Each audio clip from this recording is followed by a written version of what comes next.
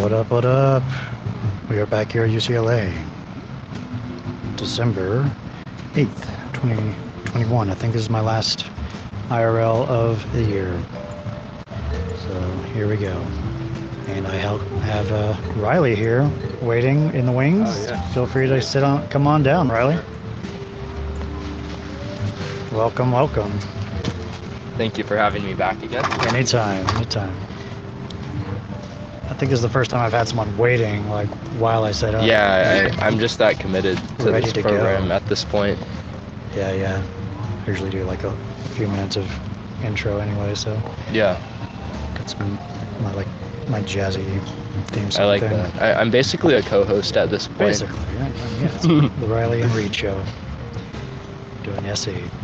Yeah. The Riley Reed Show. Riley and Reed. Yeah. Yeah. Mhm. Gotcha. Yeah. Is it finals week here?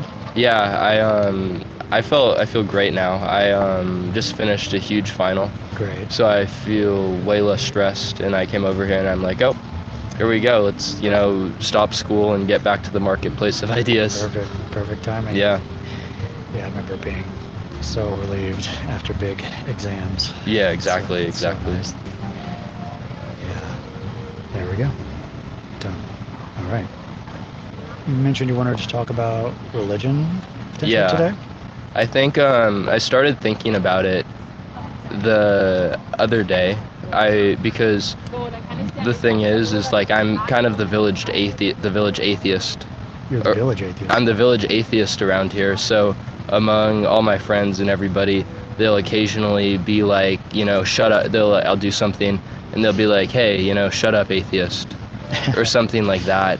And I agree with a lot of my friends about topics, but that's kind of our main area of disagreement. Huh. And no, I thought about atheism more, and I considered it because I'm talking to this Muslim girl, and she's like, oh, you're an atheist. And basically what I told her is, a question that I've never heard any Muslim ever answer me, which is this: if Allah made us in pairs, why are you still single? And I still haven't heard an answer on that. So, that's one example. Checkmate. That's a claim Islam makes, that God makes humans in pairs, like soulmates. Yeah, exactly. Yet she's still single. So, checkmate, Muslims. That's hilarious. Yeah. Yeah, that was a prediction from the model that a God is real, and that's, but is there everyone has a pair at some point in their life, like not like right when they're born, they're in the hospital, but eventually they have a pair. Yeah, I think that's probably what it stipulates. Yeah. In the Quran. So, and yeah, I think it's safe to say some people never find someone in their life and die single. Yeah, that's really sad. Yes. And does that make Islam less likely to be true if that happens? Yeah, I'd say so. I think it's already exceedingly improbable that it is true. Okay. To begin with, but yeah, that doesn't help it when I think of how likely it is for it to be true. Yeah, so that's one potential reason against it. Yeah. All right. What do you think? I get atheist energy from you. You get atheist energy. I do get atheist energy. That would be accurate. Okay, yeah, I feel like, Yeah. like me, I feel like you've spent a bit of time on atheist YouTube. Yes. Yeah, Quite a okay, bit. makes sense. And the Street Epistemology comes from a book originally. It was coined from a book called Manual for Creating Atheists. But it's been since then broadened out. There's been another book, How to Have Impossible Conversations, so it's more general now. I see. And but that's where it started. So that is definitely a thing. Okay. And I've had probably 1,000 chats about religion in the past 6 years. Wow, 1,000. I can't say I've had nearly that many. I've had quite a few. How'd that gone? Have you ever changed anybody's mind? Yeah. Really? Well, like what percentage of the time would you say you do? Maybe if they're 100%, I change their mind probably 10% of the time to go to 99. And if they're anything around like 90 to 100, maybe 20-30% of the time, they leave with more clarity on why they believe and potential reasons not to believe. So they might shift a little bit. I've never had someone like be here and end here. That's not really how that works. I with see. These kind of beliefs, but many in the street epistemology community have talked with people, and very soon after, they've revised their confidence completely. I see. What's your approach when you talk to them? Because I find that I'm not really successful, because I don't even know if my intention is to change their mind, and because of that, I don't really care so much now. But in the past, I'd kind of be like a bit of a sardonic atheist, and just be like, ha ha ha, it's so silly. Yeah, that tends not to. Yeah, that work doesn't so that well. doesn't work too well. Yeah, we found the best way is like to not have changing their mind be our top priority. But that may be a secondary goal. Right. It shouldn't be our top priority goal, because people can tell if you're trying to manipulate them or persuade them or evangelize. If our main goal is to really genuinely hear them out and collaborate in a way about how we figure out whatever they're believing in is true, and if they have good reasons for it, like if we put ourselves in a frame that's collaborative, then, and it doesn't really matter where we end up, then that lowers people's defenses a lot. And as like a byproduct, people seem to change their confidence from that process. I see. Do you ever have an experience? Because what I think an effective tactic is not trying to change their mind at that moment in time, but implanting a seed in their head and talking about it in such a way that they might have their beliefs shaken a little bit, or maybe consider it more heavily later.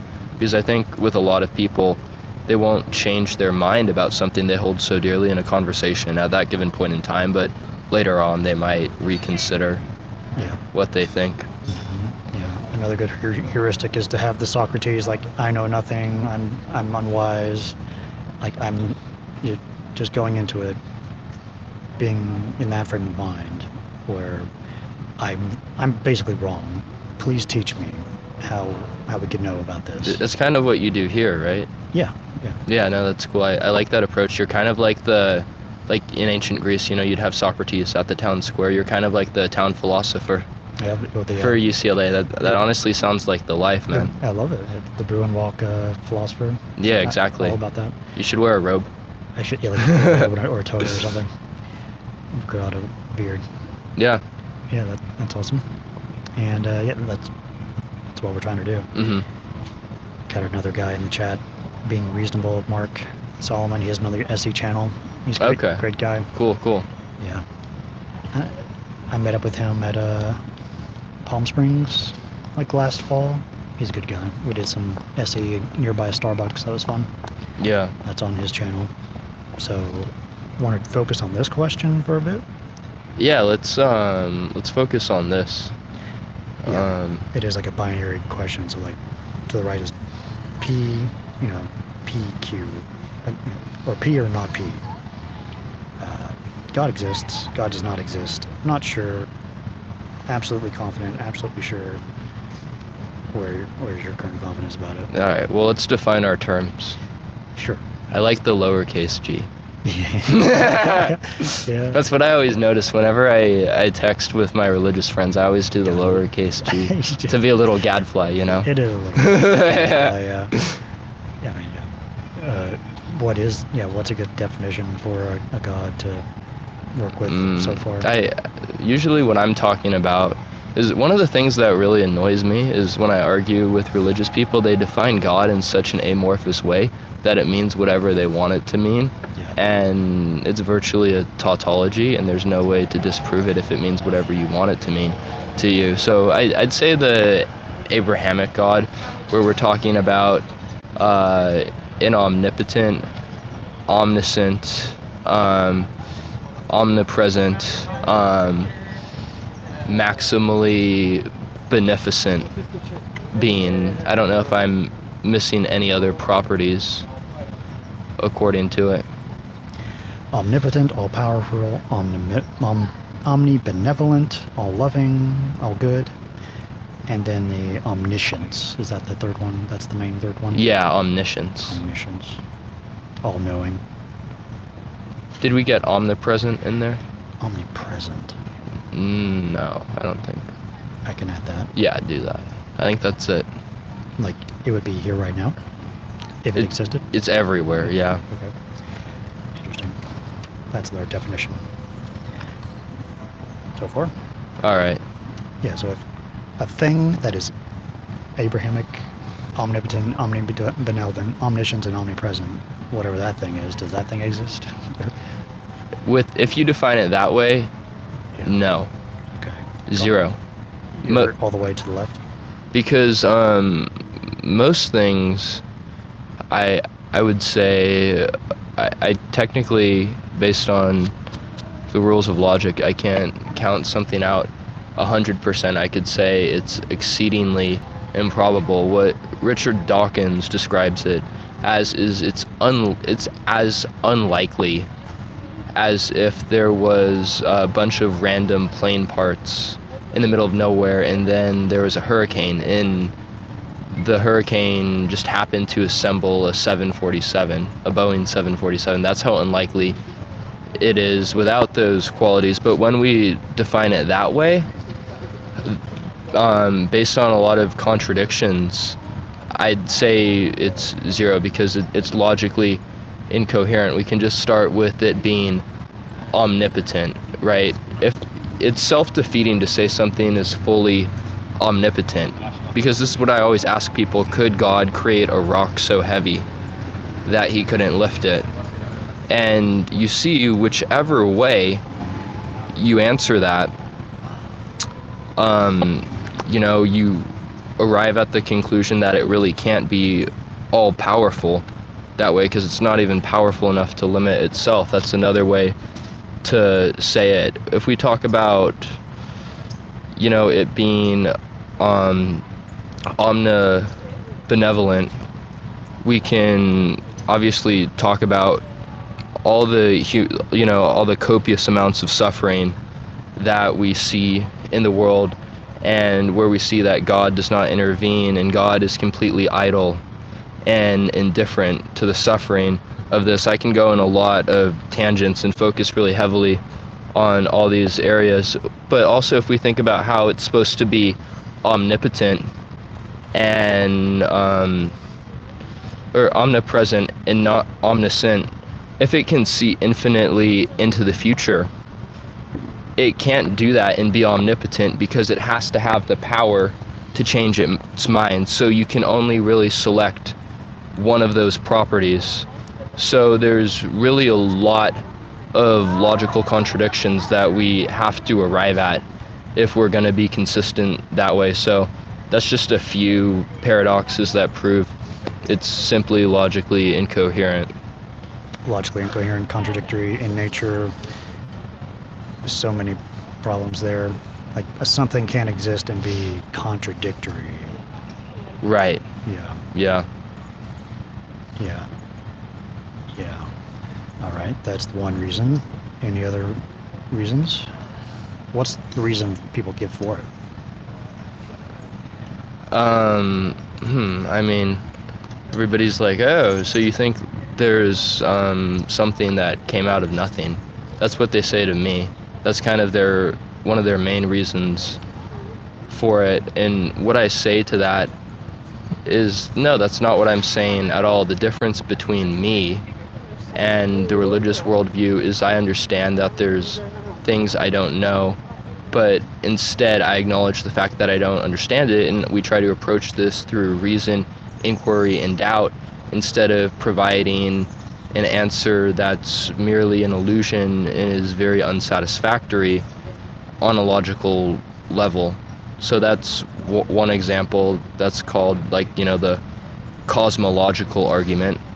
And then another one we often here that is usually used, and what I would say is intellectually, or I'd say emotionally exploitative, is the moral argument, where people say, well, if there's no God, then, morals are completely subjective, morals are completely relevant, and nothing's really right or wrong. And there's a couple ways to approach this. One, you can talk about just the enormity of suffering that we see around the world, and the fact that God, is supposed to be an antidote, yet he doesn't really do anything about it. We can talk about just the crimes, committed in the Bible. I mean, we can talk about the genocide of the Amalekites, for example, but there's just so many examples in the Bible where we see it endorsing what's no different from pure evil. And then the other thing, when we say that God is the source of, moral goodness, and God is the definition of morality that we have to compare everything to, is something called the Euthyphro dilemma. And basically what it is it's from thousands of years ago, and Plato asks the question, is something good because the gods say it is, or do the gods say it is good because it is good? And whichever way you answer that question, you have to arrive at the inconvenient conclusion for religious people that morality is derived from an independent source. That means that God has to appeal to something else in order to actually define morality. So there's really no utility in God at all when it comes to morality. So, I mean, those are a few reasons, but basically my position before, there's more sophisticated arguments like the fine-tuning argument, which we can talk about, in depth, but that's really easily answered by evolution. There's the ontological argument, which is kind of more of a philosophically more rigorous argument, but it's not really a strong argument when we consider the contradictions in the fact that we can't even define God. Because basically what the ontological argument is saying is that if God can exist in a possible world, then based on the fact that it's omnipresent, it exists in every possible world, and because of that it does in fact exist. But I already showed that God can't be omnipresent and omnipotent. But basically, before all this, I wouldn't even need to say any of this. The burden of proof is on the person making the principal claim.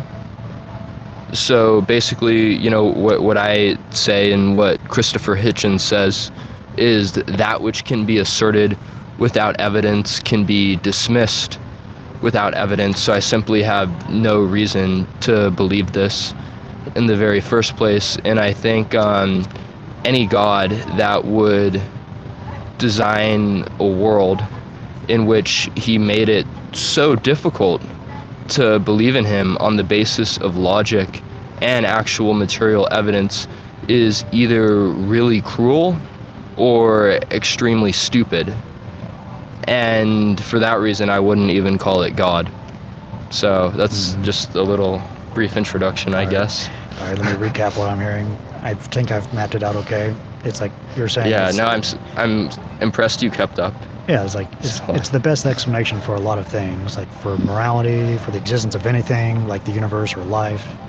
And one reason against the morality claim is the good outside of God, might exist or could exist. If it does exist outside of God, then it's not the best explanation for morality, for good. That's one reason against that. And the contradictory nature part, the examples of that are, I think you talked about that. It's basically the problem of evil. It can't be all powerful and all good at the same time if there's evil. And it can't be all powerful if it is limited in some way. It can't be all knowing and all powerful if it knows the future but can't change it. That would be a yes, that's correct. Yeah. Stuff like that. Yeah. great. Yeah, we basically covered the main Yeah. parts. Yeah. Yeah. How much would this weigh, if anything, out of 5 blocks? I mean, considering that I addressed it, Yeah. Maybe we can break it down into, does any of this weigh anything? The best explanation for the universe, best explanation for life, best explanation for morality. Do any of those reasons weigh anything in this argument? given my arguments against it, or in a possible world where my arguments don't exist? Given your arguments. All of them, I give 0. Okay. Yeah. And how much would this weigh in the argument? The contradictory in nature? Of 1 to 5 blocks? Yeah. 5. A 5. All right. And so that the ratio is complete weight on the opposite side.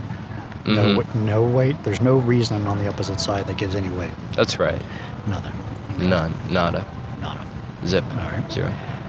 Any other reasons besides that one? Against it? Well, I don't know if you could say that I have no reason to believe it is a reason in and of itself. No reason against it? Yeah. Or no reason for it? Yeah. That's just saying there's no weight to any of those reasons. There's lots of reasons. There's no reasons with weight. No good reasons. I mean, I'd say if we look at the development of religion in terms of belief systems, and we compare and analyze the fact that many of the claims made in religion are borrowed from other religions, I think we have to arrive at the conclusion that something funny is going on.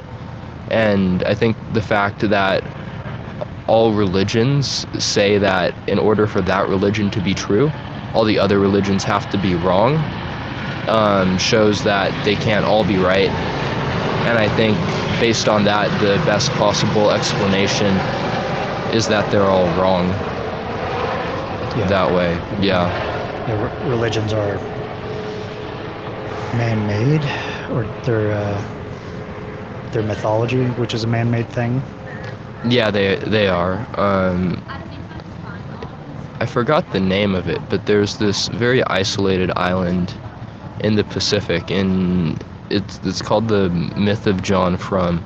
And basically what happened was, like, in the 1800s, allegedly this guy came. His name was John Frum.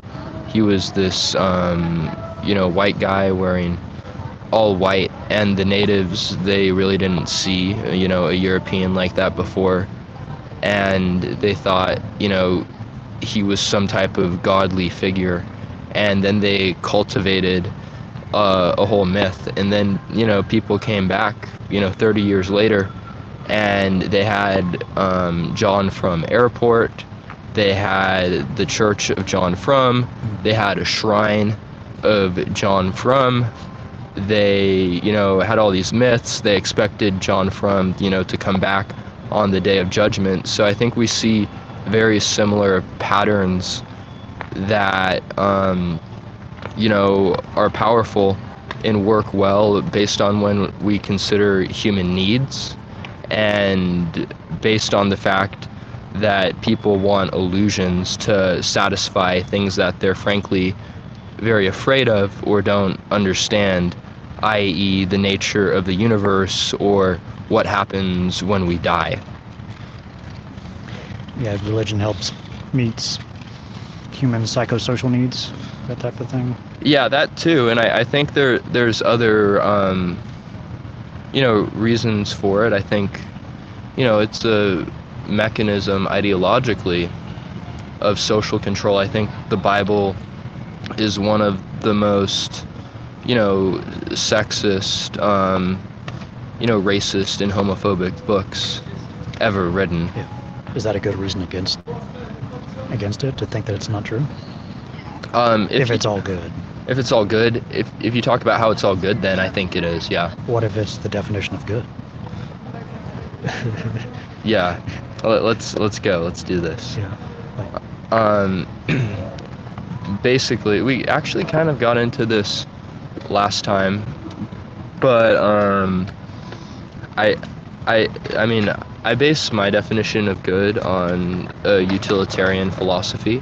yeah. So we kind of talked about it before with the moral landscape and how it's based on, stimuli from your brain and the corresponding neurological processes and chemicals, for example, like dopamine, that increase your pleasure and minimize pain.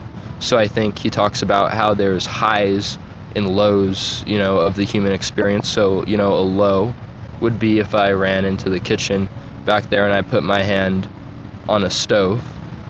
And then, a high would be something he calls, for example, like the good life, where, it's, ice cream sundaes and, golden retrievers, and you're just, totally happy. You're out there playing golf all day.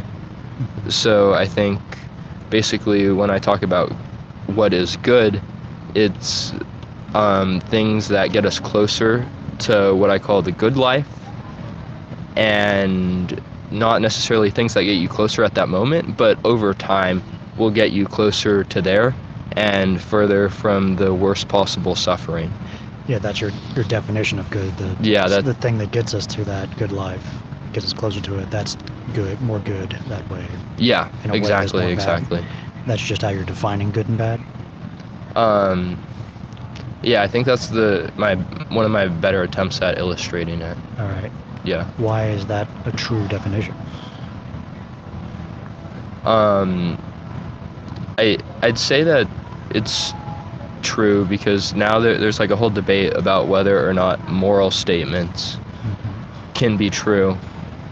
I'd say it's the best explanation because look at the alternatives, right? That's why I say run to the back and put your hand on the stove and then come back and tell me I'm wrong.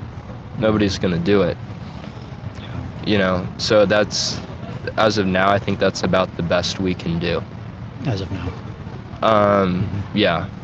Gotcha. All right, I think we've covered a lot. Is there a definition of God that you would be not? Where are you all the way to the left there? Like no room for doubt at all? My bad. Yeah. There we go. But you're all the way over. Yeah. Yeah. Is there a definition of God where you would be on the scale, not at zero?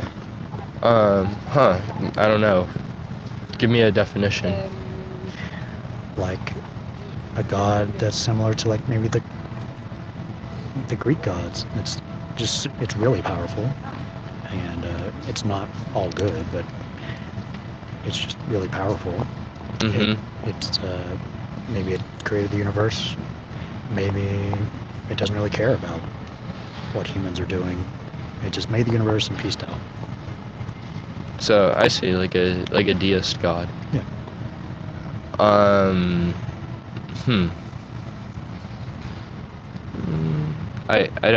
don't think I would believe in that because I don't buy the cosmological argument. Okay. Still. It's still not the best explanation for that. Yeah. Could it be one candidate hypothesis? What do you mean? Just one potential explanation left on the table, just as maybe a backup? No. Not at all. No. Zip. It should just be wiped off the table. Yeah. All right. What could a God do anything to make you increase your confidence that it's real? If it did exist? Oh, totally. Yeah. I used to tell my friends, hey, like have him do something for me. I'm like, God, if you're watching me right now, yeah. God probably wouldn't watch your show. Probably. Probably not. Probably right, yeah. But I'm thinking of a 10-digit number in my head right now. If you could just, say it to me, for example, I mean, that would be great. If you could, give me... You write it down on the Post-it note. Yeah. just think of it. Yeah. If it matches. Let's do it. This is a sound scientific experiment. Yeah, definitely. To me. Just write down some random numbers, and I'll write down. And do we need to pray or anything? Is anybody in the chat? Yeah, a few people. All right. Tell them to type 1 if they want us to pray. Yeah, in the chat, type 1 if you want us to pray. Have that be part of the experiment.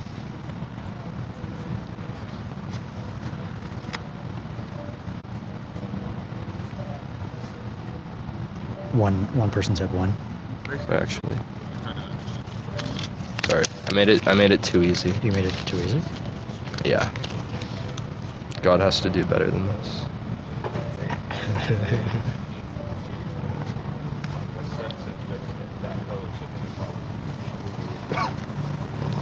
But I don't know. He could maybe give me some financial aid. Yeah, just some random money show up in your account or something? Yeah, reduce my parents' mortgage. Yeah. So you've got 10 digits there? Actually, I have 11 digits. That works too. That's cool? Yeah. Alright.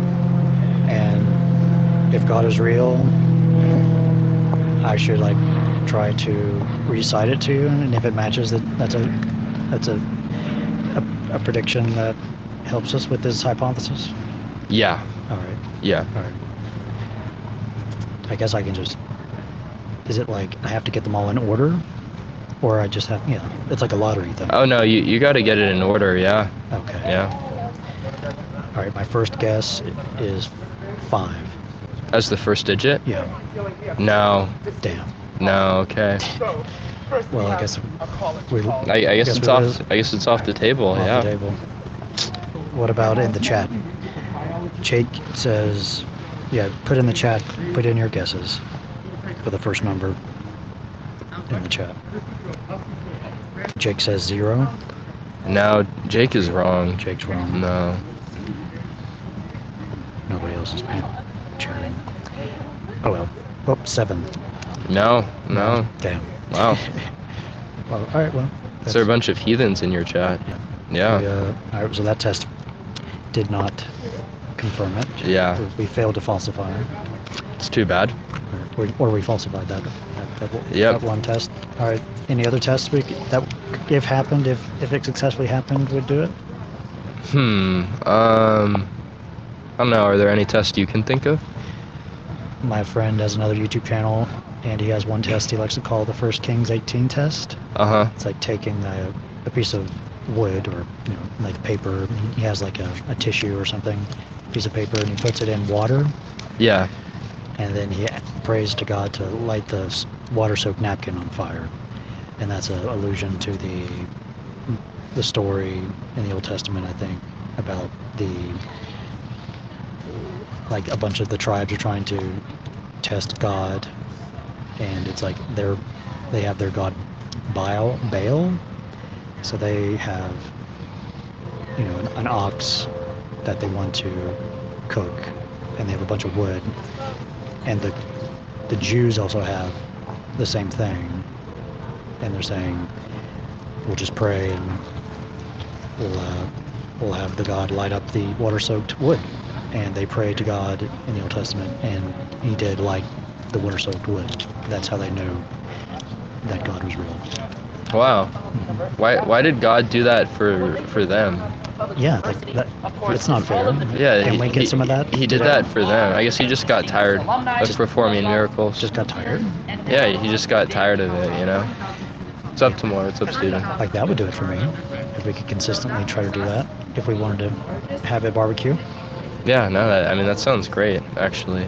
Yeah. A little atheist barbecue. Yeah. Or we would be theist if that happened. Yeah. Potentially. I'd grill with some theists.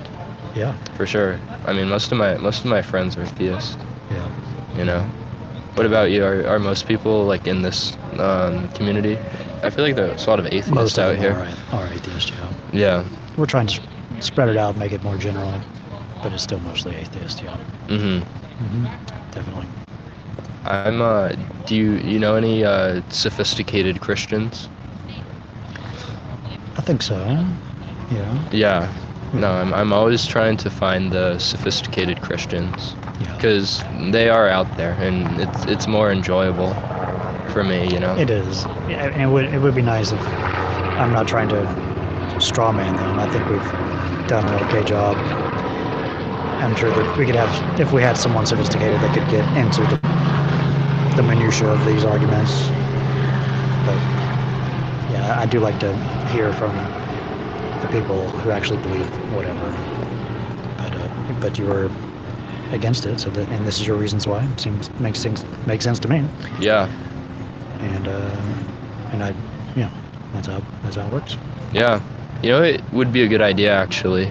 Yeah. It's just a random thought, but I think people might enjoy it if you like it. I think it's cool to kind of do the Socratic method like you're doing out here, but another idea is to have, you know, find, I don't know if how likely it would be, but it would be to find, you know, one person that believes in something and one person that doesn't, or one person that's pro and one person's that's con. It could be any issue, and have one person on one side and the other person on the other side, and hash it out that way. I've got plans for that type of thing for my channel. I've got like a game show thing of that very idea. It's like I've already posted like a Google form poll with like 10 claims, and people can give their confidence of like strongly agree, neutral, disagree, strongly disagree. Mm-hmm. So I have like already 50 people answering all of these claims, and then I'm gonna invite the agree and strongly agree people to meet together and to find their top 3 reasons for their position, and also the top 3 reasons against their position. Okay, can I do this? Sure. All right, yeah, no, this sounds fun. It's a pinned tweet on my Twitter. Okay. And then I do it with the opposite side, the disagree side. They meet, find their top 3 positions for their case and top 3 reasons against their case. Mm-hmm. They never talk to each other. But then a third team, the people who are neutral, they meet together and they judge to see if the teams could match each other's case. Like, did they match the other side's reasons for them and against them? Mm-hmm. And if they match it well, they get points. If they have better reasons than the opposite side, they get points. I see. If they only have straw man reasons, then they get points reduced, reducted. Gotcha. It's called Steal or Straw, the game show. It's still in the works, but that's the plan. That's cool. Yeah, I think I'm down to do that. My friends probably would be too. Yeah. My friends and I, we get in some intense discussions. Yeah, definitely. But it's yeah, my pinned tweet at the moment. I'm gonna. the Cordial Curiosity, is it just Cordial Curiosity on Twitter? It's actually you can't fit on Twitter, that whole thing, so it's Cordial Curious. And Okay. I have new cards at the back here Okay, let me take one. with a link tree QR code with Mm-hmm. my Twitter on it. Okay, cool. Yeah. That's cool. And unfortunately, I'm not going to be here for like half a year Oh no. after today.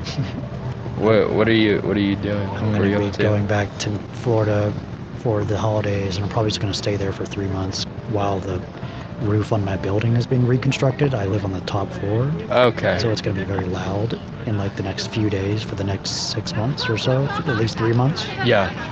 So I'm just going to hang out. Do you do this out here in Florida too? I may bring my stuff because I'm going to be out of town.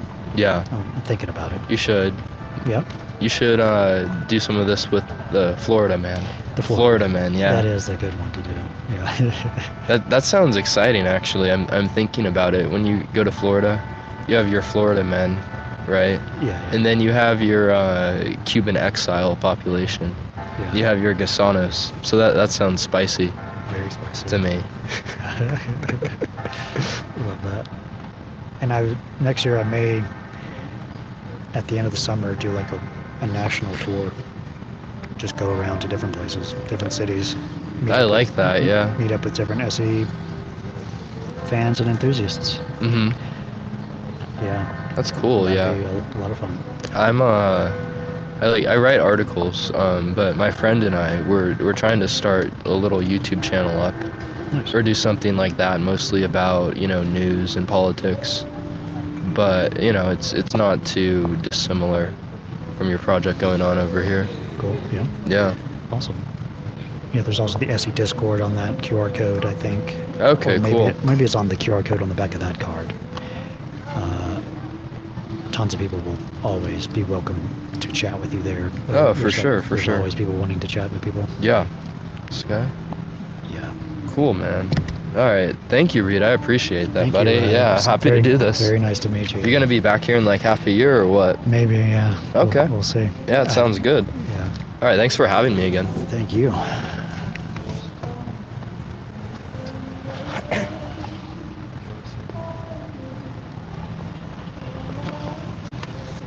All right. Later, Reed. Later. See ya.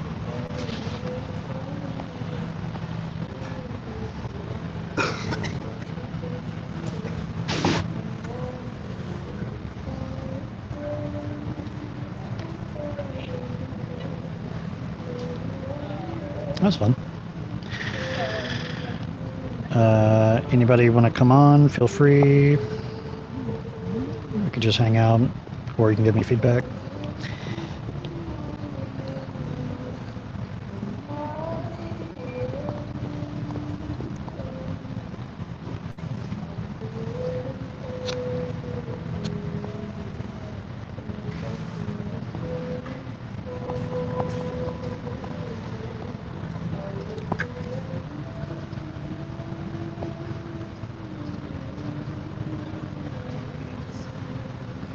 I took a photo.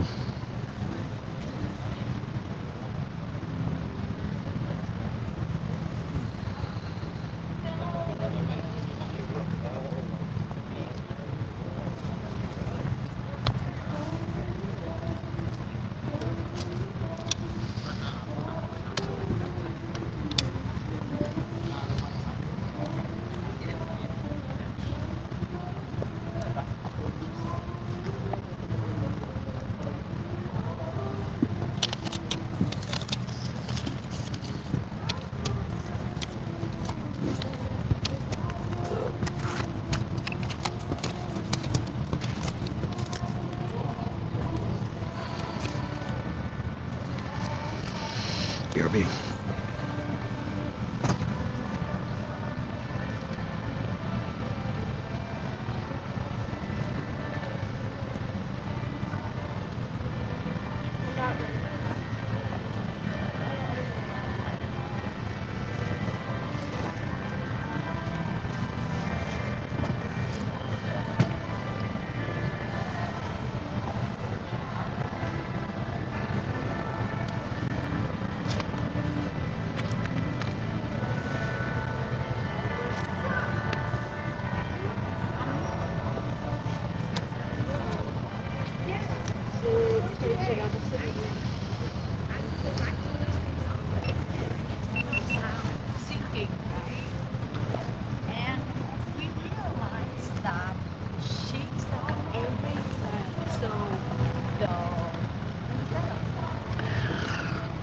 Good. I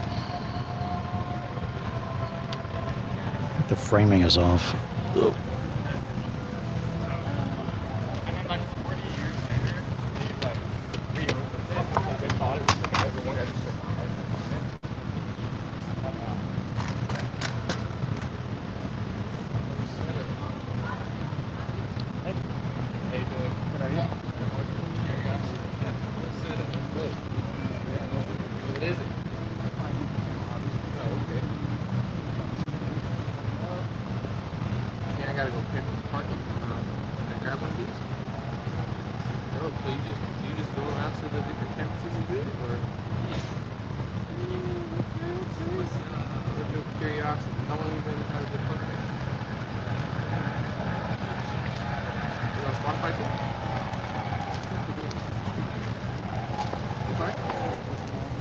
Oh, okay. That's what it's called, Street Epistemology.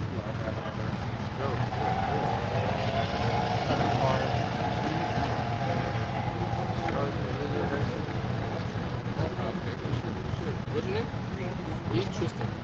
Nice to meet you.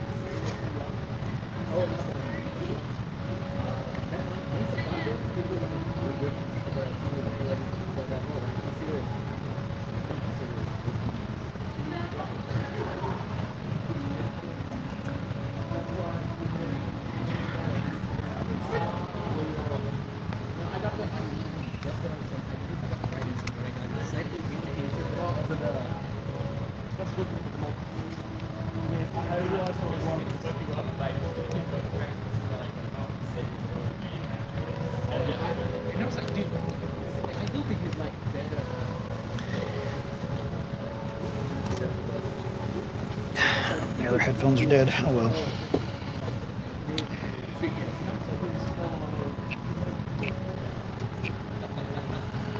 Oh well. So it is finals week, and it's like much less busy.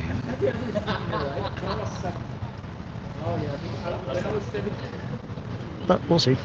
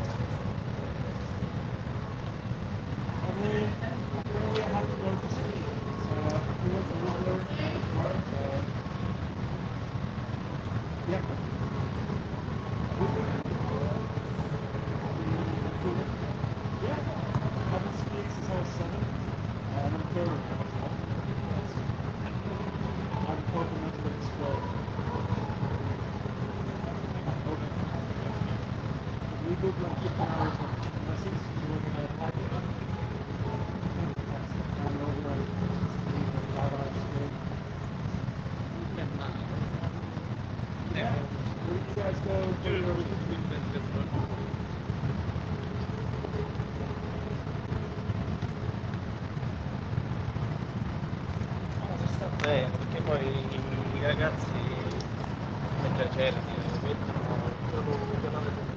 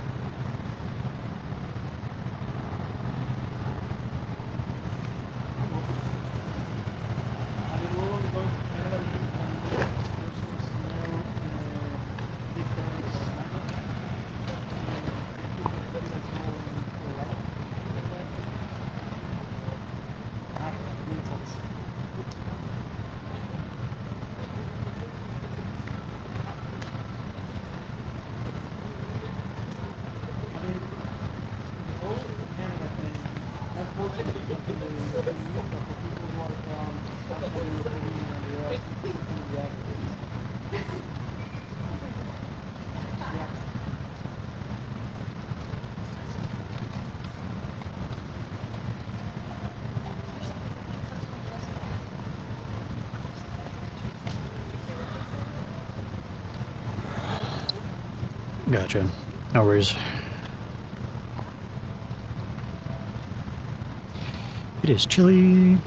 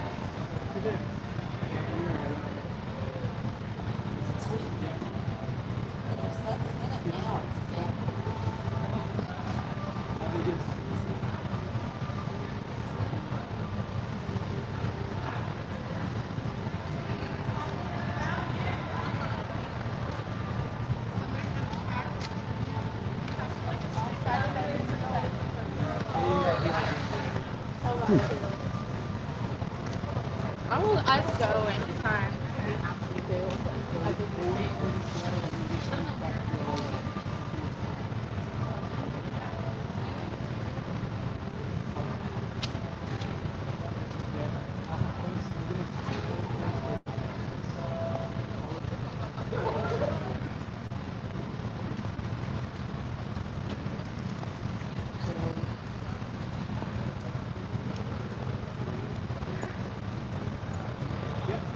So, real quick, my background, I started business with the university, and I spent 4 years working in and I just told my family experience 8 years ago, worked for part-time for the first job, working for outside, and agriculture real estate.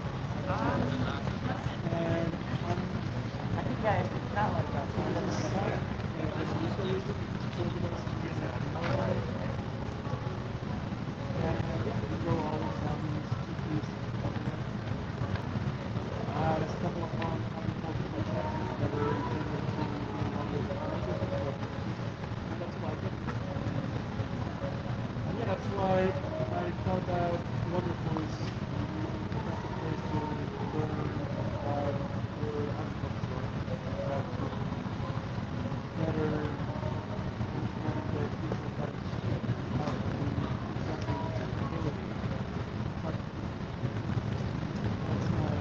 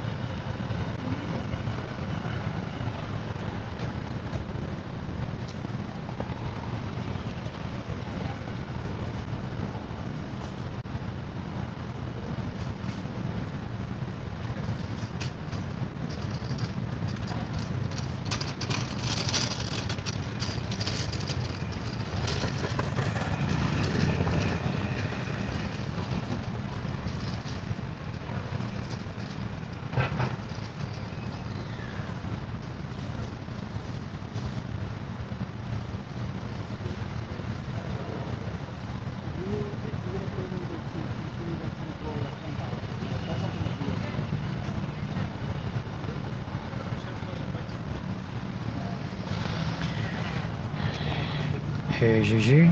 Going well. Had a chat with Riley first thing. It was nice.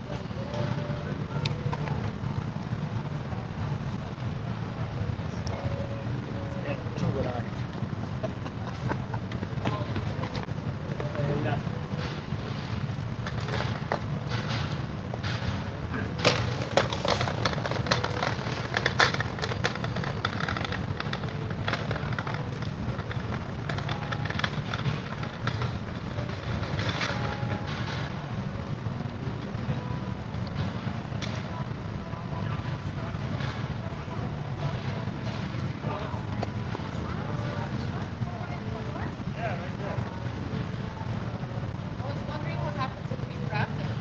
Just put it in your car. Yeah. Trying to open.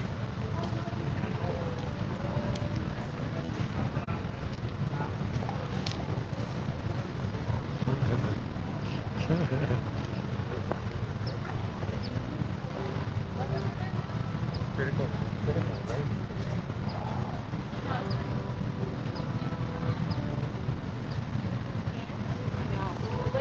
Get the vibe.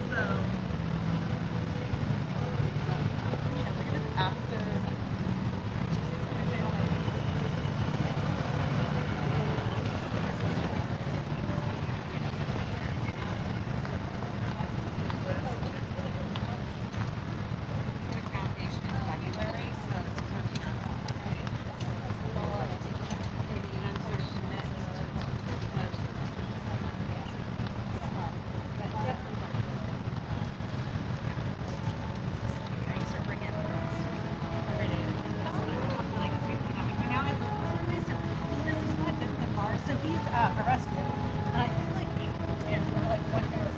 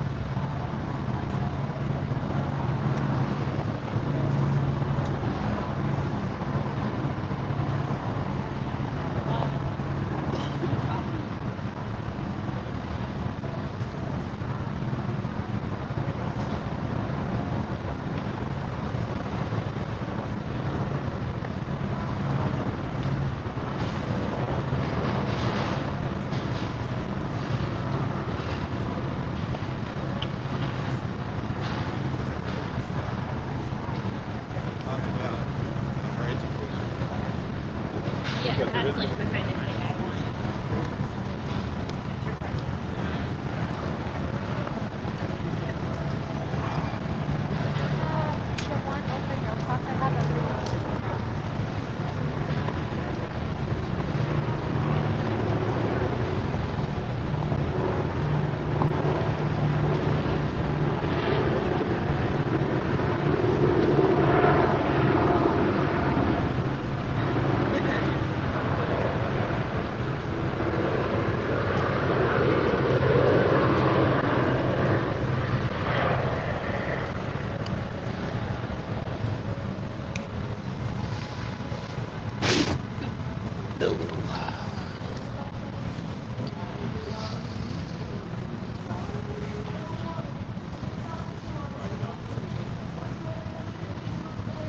Not exactly.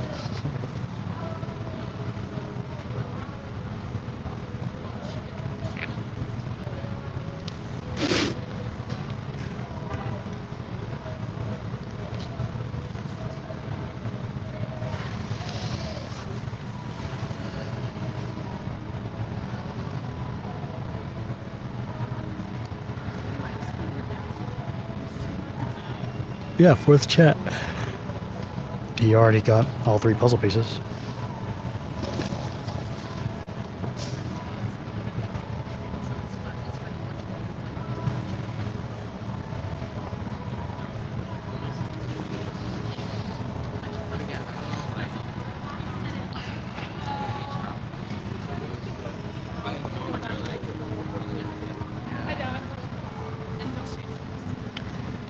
What's up?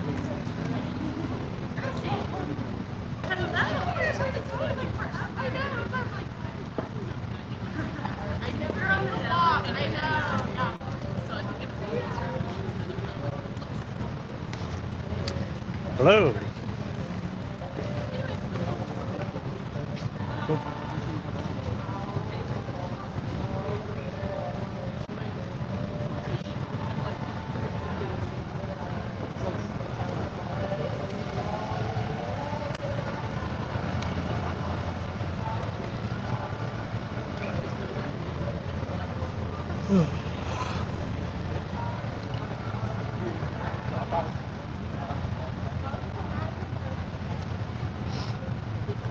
Oh, hey, someone on Twitch.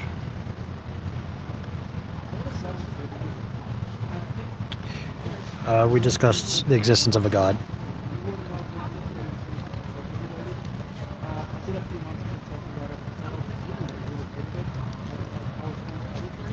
Classic.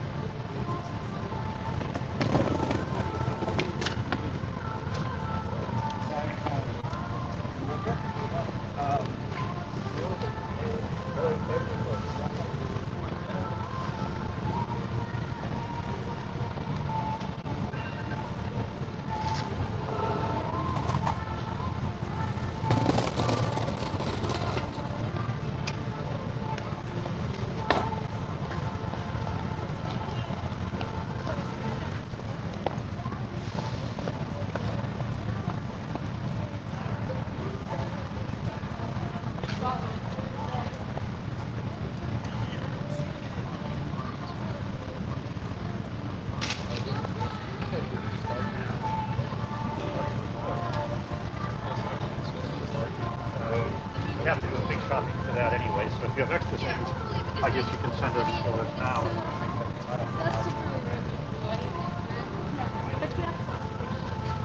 Hello. Going to be on YouTube. I am live, yeah. Oh, you're live right now? Yeah. How many viewers? Not that many. It's on my second channel. Probably 6 people right now. What's your main channel? Cordial Curiosity. Would you like to do an interview about something? No. See ya.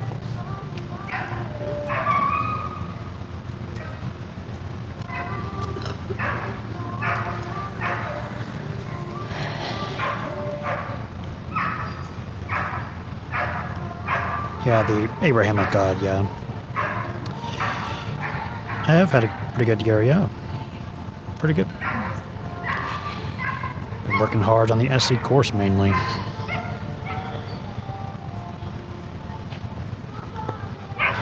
Yeah.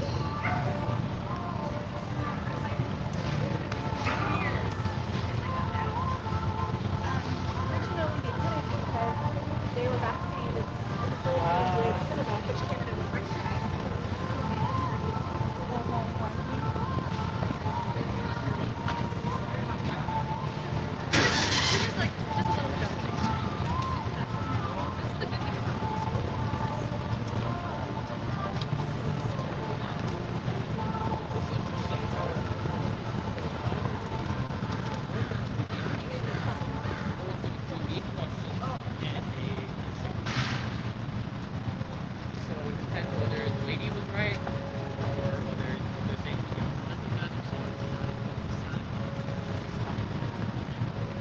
I didn't influence directly from this.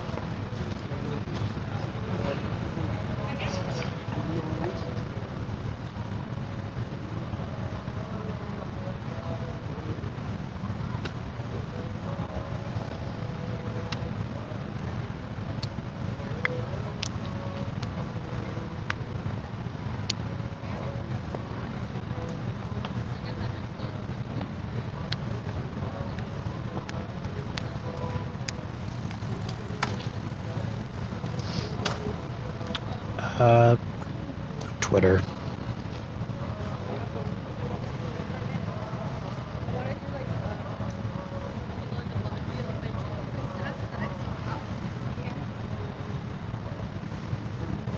I don't know what I'm gonna.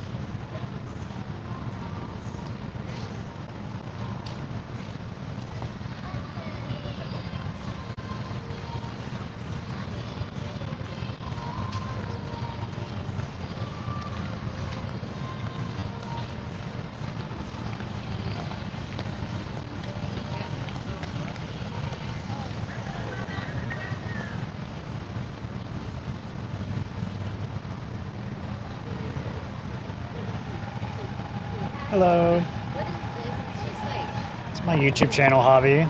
I like to chat with people about whatever they want to talk about. And I ask questions to help me learn and have them think through it. is it like a devil's advocate thing? Or like, do you just like, are you curious about the opinion, or do you challenge it to? I do challenge it a little bit with questions. I try to keep my opinion out of it, That's a, yeah. but I do want to help us both together explore how we could know. Okay, I'm happy to do it. All right. Thank you so much. Appreciate it. See, I like to talk about stuff, so. Awesome. Okay, hi. Hi, how are you doing today? I'm good. How are you? It's finals week here, so. I hear that. How's yours been going so far? It's pretty laxed. I'm a graduate student here, so I'm my like final presentations are done, but I have stuff due still to submit. So Gotcha. yeah, Cool. Do you mind if I record and stream? Is that cool? yeah, that's okay. Thank you. Is this to me? Yeah, it's to both of us. Oh, okay, You want to do headphones? sure. Check, check. Hello. Hello. Hey, hey. Yeah, so you're done with your presentations and stuff. Could I get your first name? Samantha. Samantha. My name is Reed. Nice to meet you. Nice to meet you. Gotcha. Yeah, so you're a graduate student. What are you studying? I'm studying urban planning. Urban Getting my planning? master's in urban planning, Wow. focusing on community economic development. Awesome. Yeah. Nice. Love it. And yeah, I've been here, coming here for the past few weeks, once a week or so. It's been a lot of fun. Cool. Getting a lot of great conversations. Has it been more like constructive, or has it been like, have you like gotten into it with anyone? No, It's just been very very friendly, very cordial. That's very friendly. good. Yeah. That's how it should be. Yeah. That's what I try to make it be. Mhm. And yeah. Did you see any topics over there that looked interesting, or anything else you want to chat about? Yeah. So, from what stood out to me was the vaccine mandate, sex and gender, critical race theory, and what else was over there? I think those three for sure. All right. Starting with. Sorry, those. Which one's most interesting to talk about? I'd say What do you have the strongest opinion about? I don't feel like I have. Well, I'm very passionate about critical race theory, but I would say that I probably have the most to say about maybe sex and gender, Okay.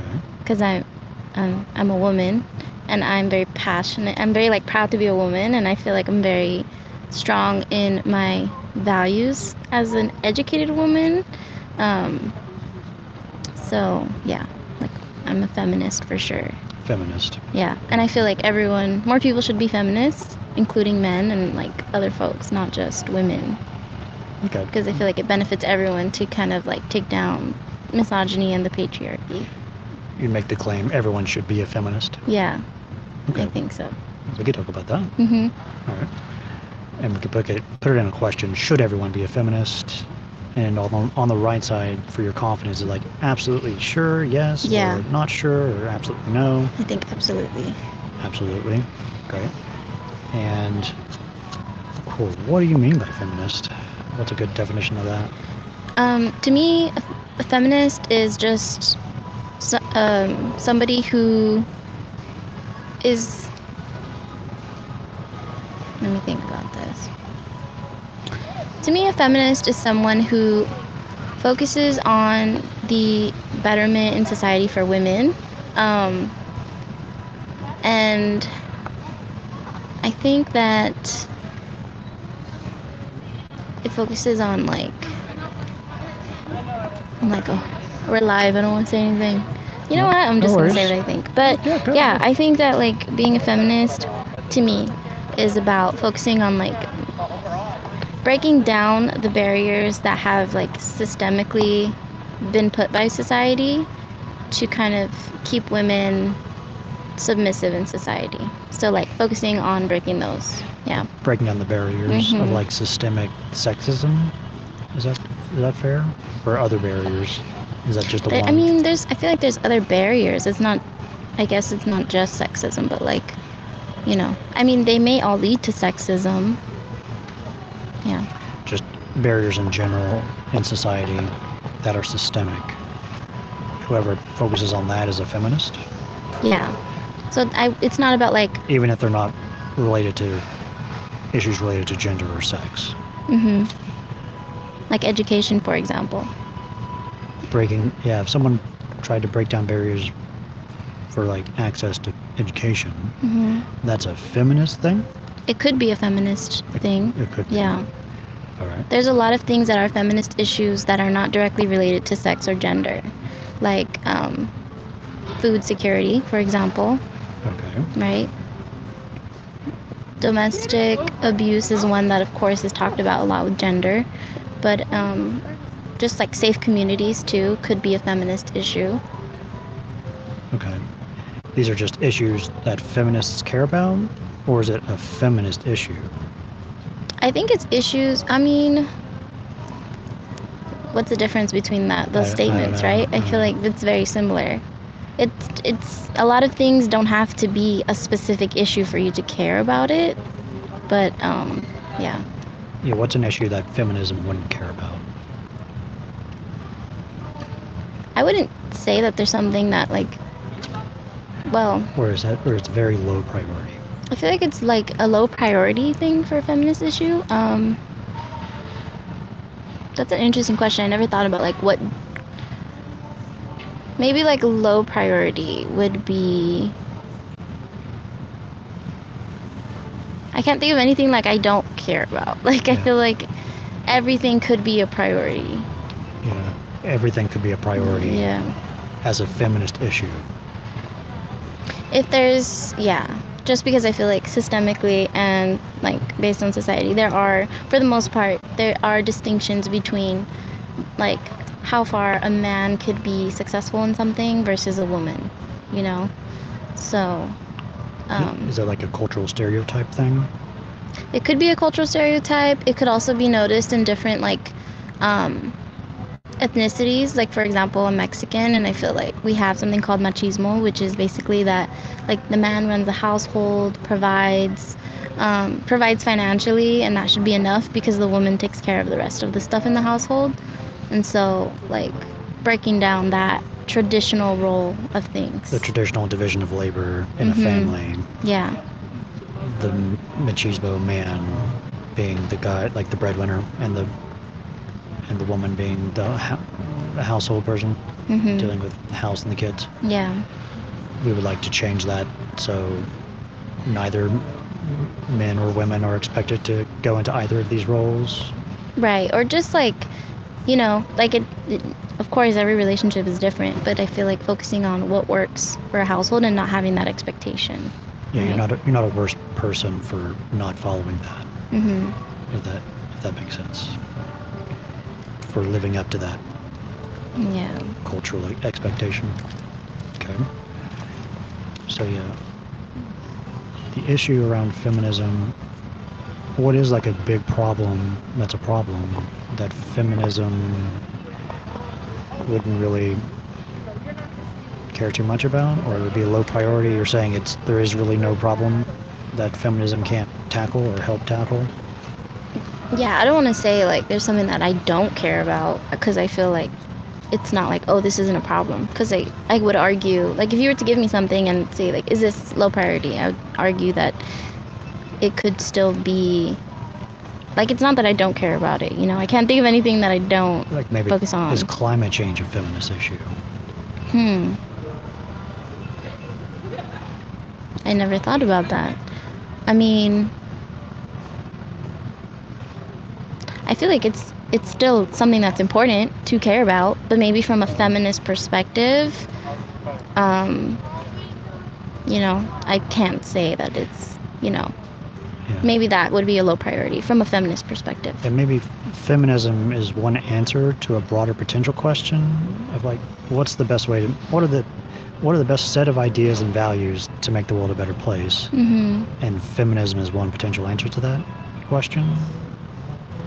Yeah. So for me, when I talk about feminism, I'm focused more on like the societal differences, right? It's not I'm not saying climate change is not important. I'm just saying from a feminist perspective, maybe that would be a low priority because I don't see the direct connection right now. Yeah.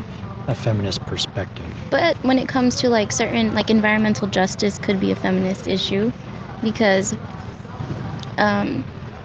you know, if women have to raise their children in different environments, especially places with low quality open access parks, or, you know, like there's toxins in the environment and like children are breathing that air, it could be a feminist issue. Or like if they have children, you know, and sometimes even those toxins in the environment affects women's bodies and like With pregnancy potentially. and their ability to to have children and things like that. So that could be a feminist issue, but that, you know, that's not like directly climate change, but like environmental justice as a whole.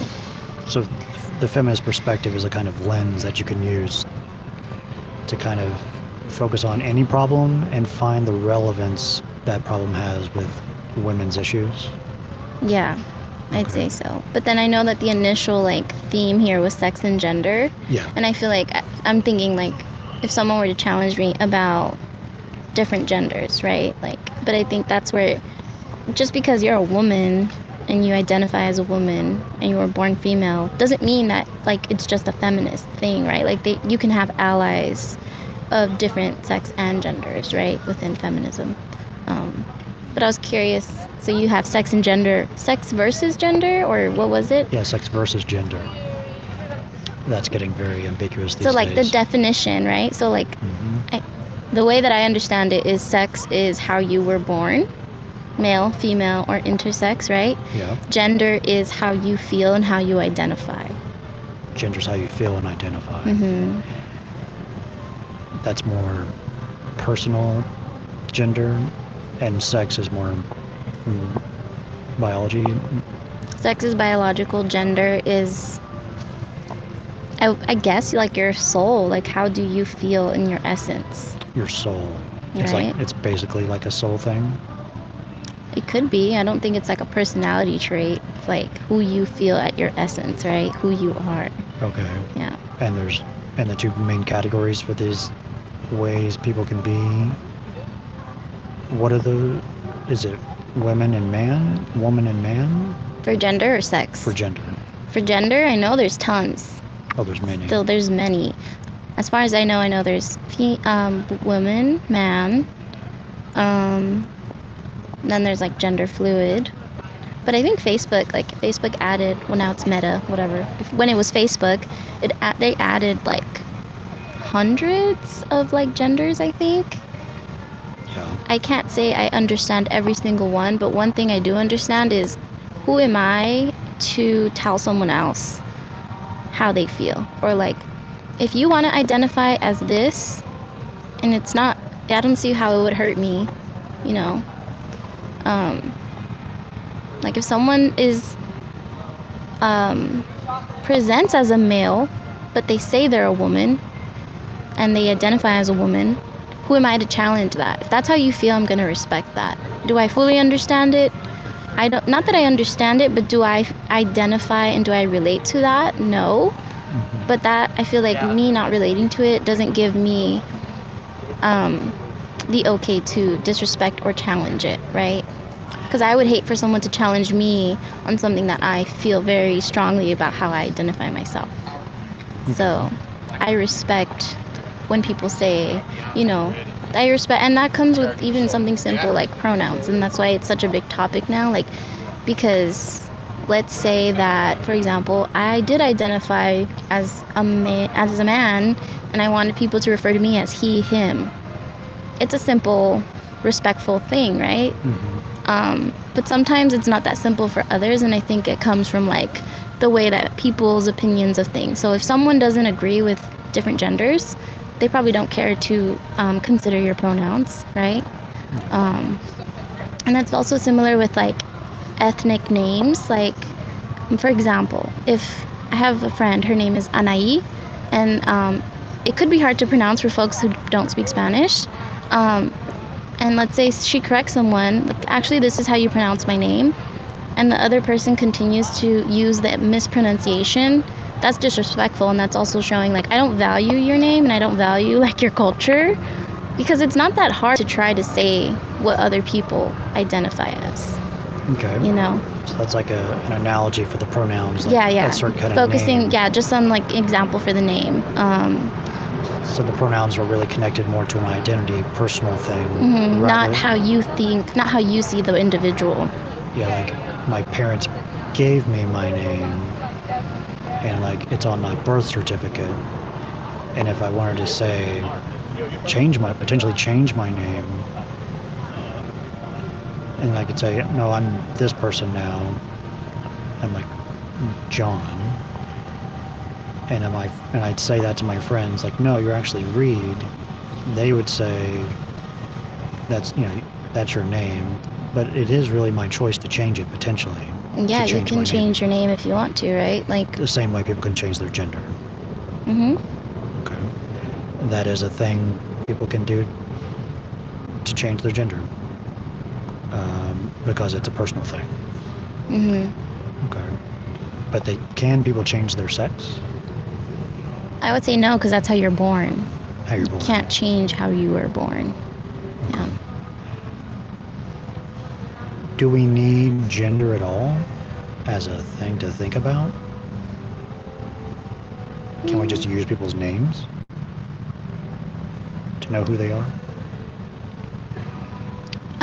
Yeah, I think we could use people's names, but then I feel like if I would still want to be identified as a woman, like don't think that I would want to get rid of it, even if generally like women could be more oppressed to a man. Like I'm still proud to be a woman, right?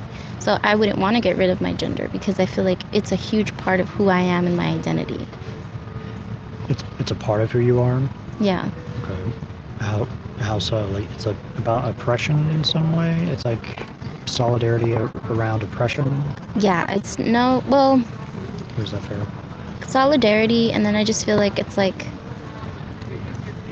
fun to be a woman, like just the culture of being a woman. Like I wouldn't say the culture, but like I guess it is like solidarity in being a woman, and like, you know, I can see other women around everywhere, and I can connect with them on our experience as being a woman, you know. Okay. You can connect. It's a way to connect with other people, Yeah. other women. By being a woman and meeting up with other women, you can connect in that way. I feel like you can, yeah. The same way, like, I would assume, right? I'm not a man, but like men can connect on different ways, right? In being a man, right? Yeah. And like just like the assumed shared interest that both of those genders may have, like you may be able to also connect with those interests, right? Not all the time, but sometimes. Yeah, you can connect with people because they share interests. Birds of a feather flock together, Yeah. that type of thing. Okay. Yeah, and I feel like it wouldn't make sense to get rid of gender because, yeah, it's just, I think it's important to have. It's important to have. All right. I want to recheck in on time. How you feeling? Want to keep going? Or how would you like want to wrap it up? Yeah, I'm curious, like, well, I guess the point of this is you ask me the questions, huh? Like, it's not your opinion. Yeah. I'm like, I want to know what you can ask me an opinion if you want. What do you think about, like, sex versus gender? Do you think it's essential to have several genders? Do you agree? Or do you think that there's only the genders that align with the sex born at birth, assigned at birth? I think both sex and gender are biological. Sex is entirely biological. Gender is socially constructed on biological categories. Okay. From the male and female.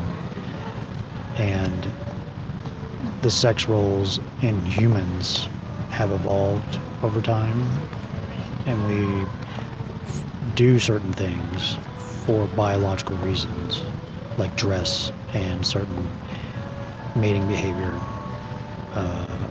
that's connected to gender.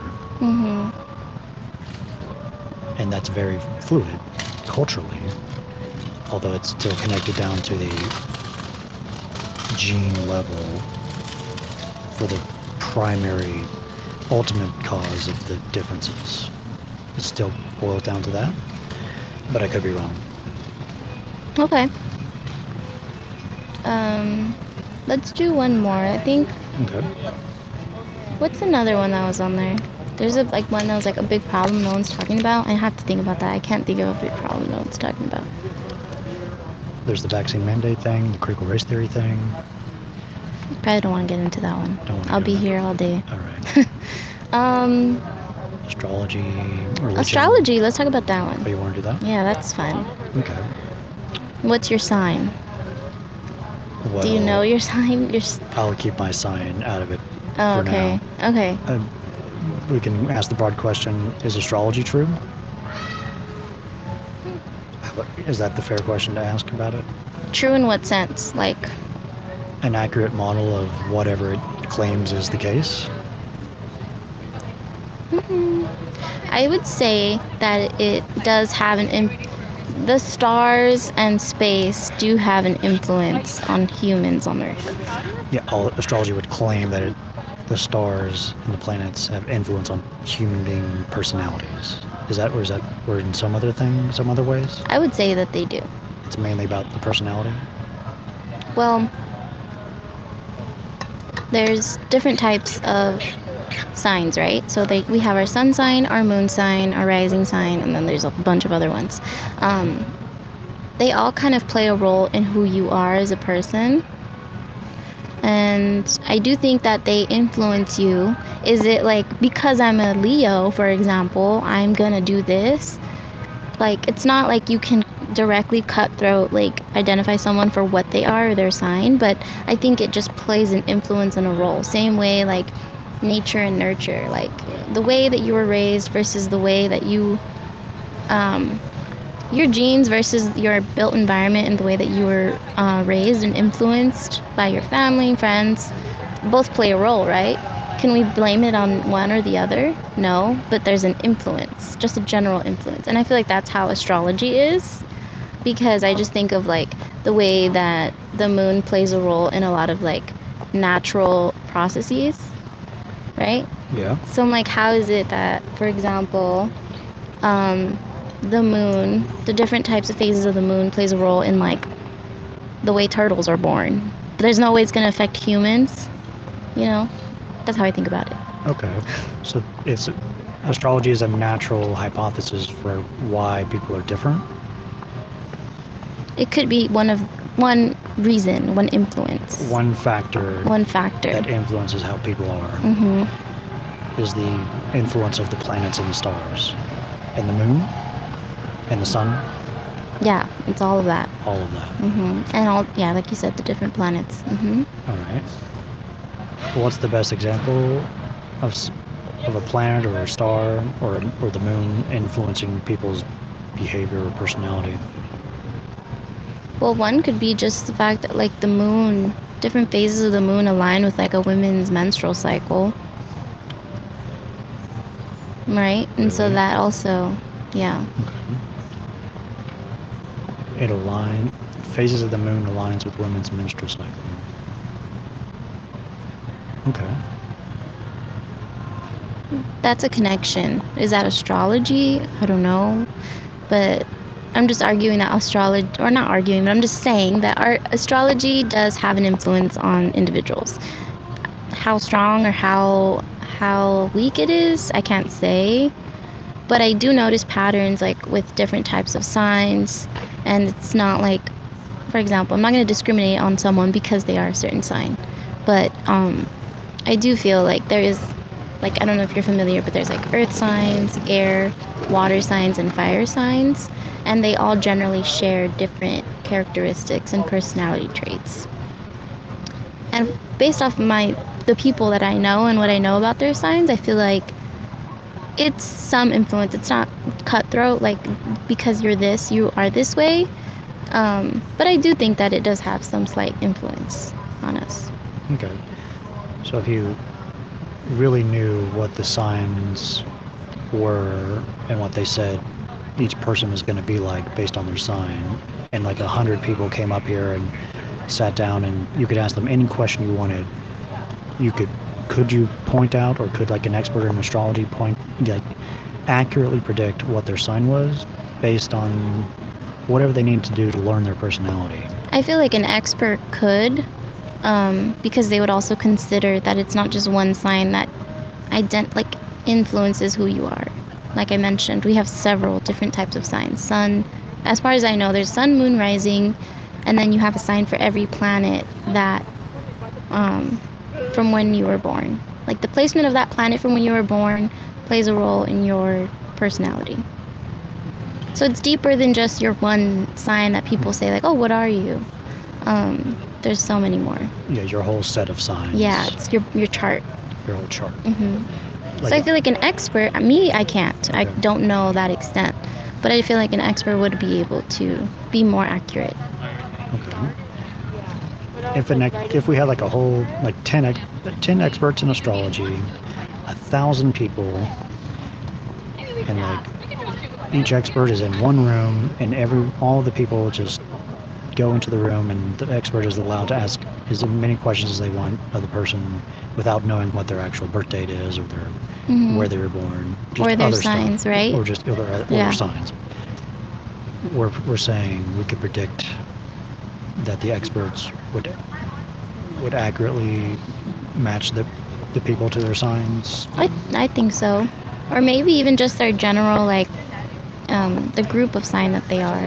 Yeah, their chart. Yeah. Great. All right. If we did that test and it turned out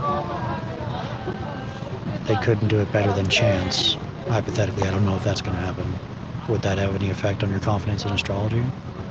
I mean, like I said, I don't live my life based on what the stars and the moon is saying. I just like to read it for fun, and I think it's interesting, and I feel like it has been studied for several, since the beginning of time, right? Since they've been tracking the stars.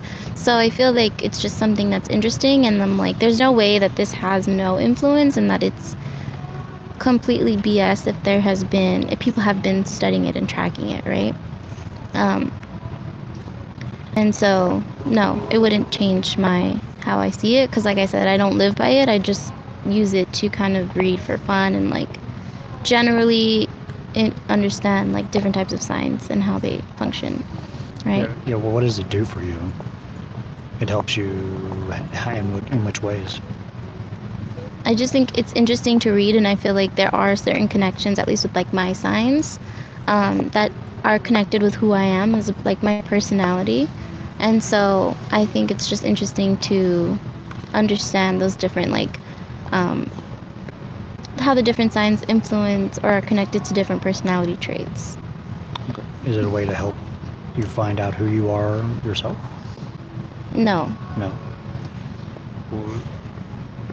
The signs say stuff about people who are the signs, and you're resonating with what it's saying? For the most part, I do, for my signs, yeah. Okay. And that's just a fun thing to do? Yeah, it's more of a hobby. It's not because like I said, there's nature, there's nurture, and then there's all these different other types of ways that a personality can form, right? Or an individual. So it's not just, you are this, I'm not going to talk to you, or I know you do this. I don't judge people based on their sign. I just think it's a general interesting influence, right? Yeah. For example, earth signs are usually a lot more grounded. They like to plan and organize, versus fire signs are a lot more spontaneous. Now, not that they could both be outgoing, but I feel like fire signs are usually run without thinking, and earth signs usually think before they act.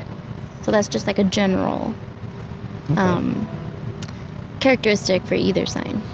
All right. That seems like a very testable model of people and their personalities. We'd love to see more about that. Yeah. In the testing. Great. Anything else to talk about? Are you going to say your sign now? Do you know it? I do know my sign. When were you born? When's your birthday? I'd rather not say. Oh, okay. Even though you say people you don't judge people on their signs. I find that people tend to do that, Hmm. and I'd love to have you judge me in other ways, Okay. or like just get to know me in other ways, potentially. And so your viewers, like this is on YouTube, right? Yep. They don't know your sign. I've had a bunch of conversations, and I've revealed my sign there. They could find out. Oh. And you know, why don't you don't want to say it now because you don't want me to judge you? I'm not gonna judge you. I'm just curious now since we're talking about it. I'd rather not say. Okay. Like I mentioned, but you- I don't know enough about every single sign. I know mainly mine. So, Okay. Great. can you say, are you an earth sign? Do you know? Fire, air, water. How do you know what kind of sign those are? Like I said, I don't know all of them, but I know that like earth signs are Virgo, Capricorn, and Taurus. Taurus. It depends on your star sign. The earth sign, the fire, earth, fire, air, water, Mhm. and those are connected. How does someone determine which of those 4 signs they are? It depends on their month they were born or the day they're born. Yeah, so they're categorized differently. So like I mentioned, those 3 are earth signs, and then the wall, I can't even say. I know that Cancer is a water sign. Aquarius is also Cancer, Pisces, and I think Aquarius are water signs. And then I can't tell the difference between air and fire because I don't know too many people that are those. So Okay. yeah, Like maybe based on the season, the quarter, yeah. breaking them up in the year. There's 4 of them, 4 quarters. It's just a way to distinct them and like have them in a family, but it's not like, yeah. Gotcha. So you don't know which one yours falls into. I don't. No. So that means you're air or fire, probably. Oh, really? Well, because I don't know those, and I named those other ones, so Okay. Great. I don't know what those. Like I said, I don't know anything about those really. I just want you to say. You I'm want me to curious say? now. Yeah, But I'm a Virgo. I can say I'm a Virgo. if you knew what my sign was, what would that mean for you? It's Would just you- fun. would It's you- like, oh, you're this. Like, cool. It's kind of like, where are you from? Oh, cool. Yeah, you're getting some information about me that I'm not giving you. I also know when your inferring- birthday is, which is also fun. It's like asking when's your birthday. Yeah. It's an inference about my personality potentially and other things. It could be, but I honestly mainly just ask because it's just like something that's interesting to know. Like, but I don't care. It's Yeah. not like I'm gonna say, oh, you're this, so that means this. It makes sense why you're creating this podcast because you're a Capricorn or whatever. Like, that doesn't make sense to me. It allows you to make sense of me better. Just get to know you, in a sense, to the capacity that we could get to know each other in this conversation. Could you get to know me without knowing anything about my astrological stuff? Sure, of course. Which is a better way? I mean, I wouldn't say there's a better way. It's just because we were talking about it, so I just want to know. It's not like I'm gonna know you anymore because I know your sign. I'll know when your birthday is, so I could assume how your birthdays celebrations were growing up. For example, mine was in the summer, so you'd assume it was a lot more fun versus if it was in the winter, you know? Okay. Yeah. Interesting. All right. Well, I'll still keep it secret. Still keep it secret. Okay, that's fine. But thanks, Samantha. Anything else to talk about? Any other questions? I think that's it for now, because I do need to head out soon, but this was fun. Thank you. Yeah, I have a YouTube channel there. Yeah. And I like to offer as a gift, as a reminder of the conversation, one of those little yellow, red, or blue puzzle pieces. Feel free to take one. These? Yeah, they're like Oh. those stress ball things. Cool. You can take a piece, and if you see me Sure. again, come back and have another conversation, get you- another piece. Yeah, I'm curious, do you go to any other campuses? Or do you just come to UCLA? It was just this one for now, Oh, okay. and unfortunately, I'm probably not going to be back for a while. I'm going home for the Holidays. So you're not from LA? I am from LA. I do live here, but I'm going to be home for a while because of construction at my place. Oh, okay. It's gonna So you're be- from LA. Originally from Virginia. Yeah, but I've lived here since 2011. All right. Okay. We have a good day. Take these off. Cool. Thank you. Oh, it's so. It's different. Yeah. Awesome. Have a good day. You too. Thanks. Thank you. My water. Yep. Got everything. Way up there.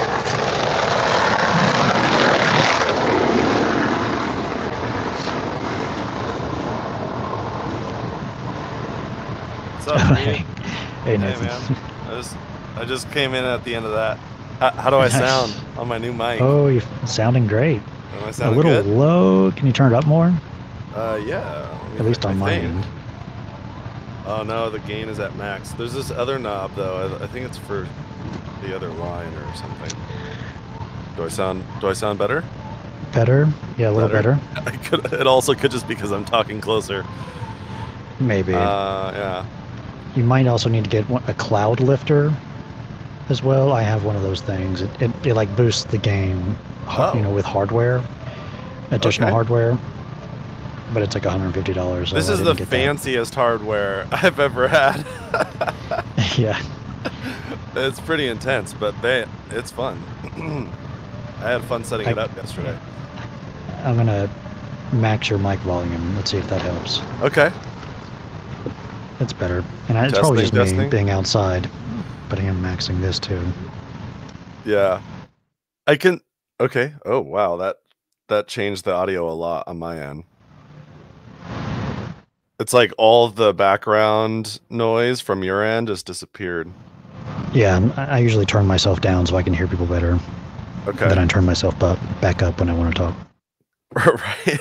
You definitely talk softly, so it's good to Yeah. crank up the gain on that. Man, you Looks good. Looks really good. yeah. Oh man, it's very adjustable and it's a fancy arm. It Yeah, feels a we got little the arm, intense, too. like how much it's in my face, but so long as I sound better on audio, I guess that's all that really matters. Yeah, I usually like put it under my well, whatever. I don't know. I However have you wanna like do it. a glass table, so it can't affix to that, and then it has like a raised thing for the computer to be up at eye level, and it can clamp to that, but then it has to like arc pretty low. So Okay, that works. So that talk was fun. I came in at the end, so I think I only caught like the last 5 or 10 minutes. Though I would have I would have just allowed myself to unhinge. What do you mean? I would have unhinged myself. Well, I would have like asked questions like, can you define for me what prejudice? Just define prejudice. What does it mean? Oh man. Okay. Now Yeah. that we have that definition, whatever that happens to be, I'm sure it's going to be something that's somewhat in line with how everyday people use it. Then ask, how in the world can you avoid prejudice when you hear my sign? Is there some way you can do that? Or could you just avoid the sign? Yeah. Right? I mean, and it's like, and it's really post-judice. It's like after you know my sign, then you judge. then you judge. Right. Yeah. And But well, it's that's the still whole reason to. a reliable way to Yeah. know me. So that's 'Cause- why it's more prejudiced in my mind. Right. In the current state, you don't know the sign. So are you able to prejudge what my personality is? And then after you know my sign, does that shortcut your ability to get to know me? Does it help you get to know the kind of person I'm going to be? Because you know the month and day of Yeah. my birth? I know. There's got to be some information you're inferring from this. Like, it's obvious it is a judgment. It is more information about me, potentially. Yes. And then also, I like to spend a lot of time, because I talk with astrologers probably more than I do Christians by a mile. Yeah. So And I often get this whole, like, it's just fun and I don't really believe it, yet it somehow still influences all of my thinking about other people.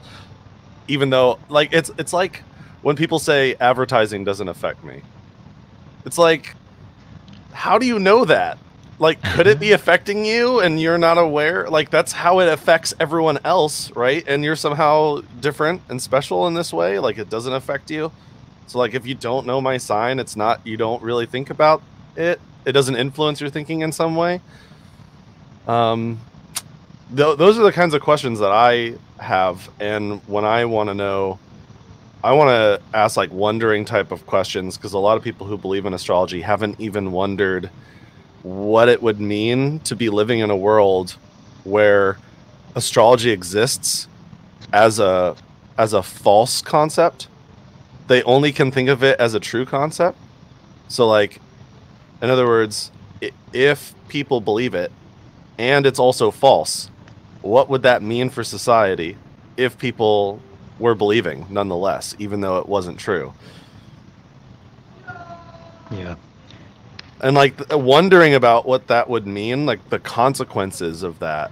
What would be the consequences if thousands of people, let's say it's something else, it's not astrology, it's let's say it's some other thing. You and I today, we make up some new thing, right? Some new kind of astrology based off of, I don't know, the magnetic power of the earth or something.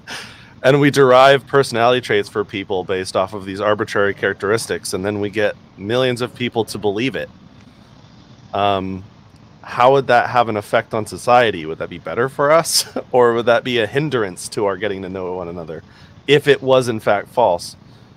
Okay, so now that we established that could be a problem, how can we... Are we concerned at all that this thing is false? Could it be false, and yet we're going about our lives believing it anyway? And if that were the case, she was just doing it for fun. And that's the thing; it's hard because then you're getting serious on somebody's. Yeah. Like, is it just for fun, or is it also something you're relying on to really know about people? It's frustrating because I believe personally that people are unaware of how much it's actually influencing them, and then they downplay how much they think it's influencing them. And I'm like the only one I know around me who's concerned by it, other than other street epistemologists. It felt like she was fishing for a way to dismiss me and my skepticism. Like, oh, if I know you're this kind of sign, that's just who those kinds of people are. And that's when I think it's fine to, like, ratchet up the emotion behind kind of like your worry about whether or not it's true. Because I think that your emotions can come through.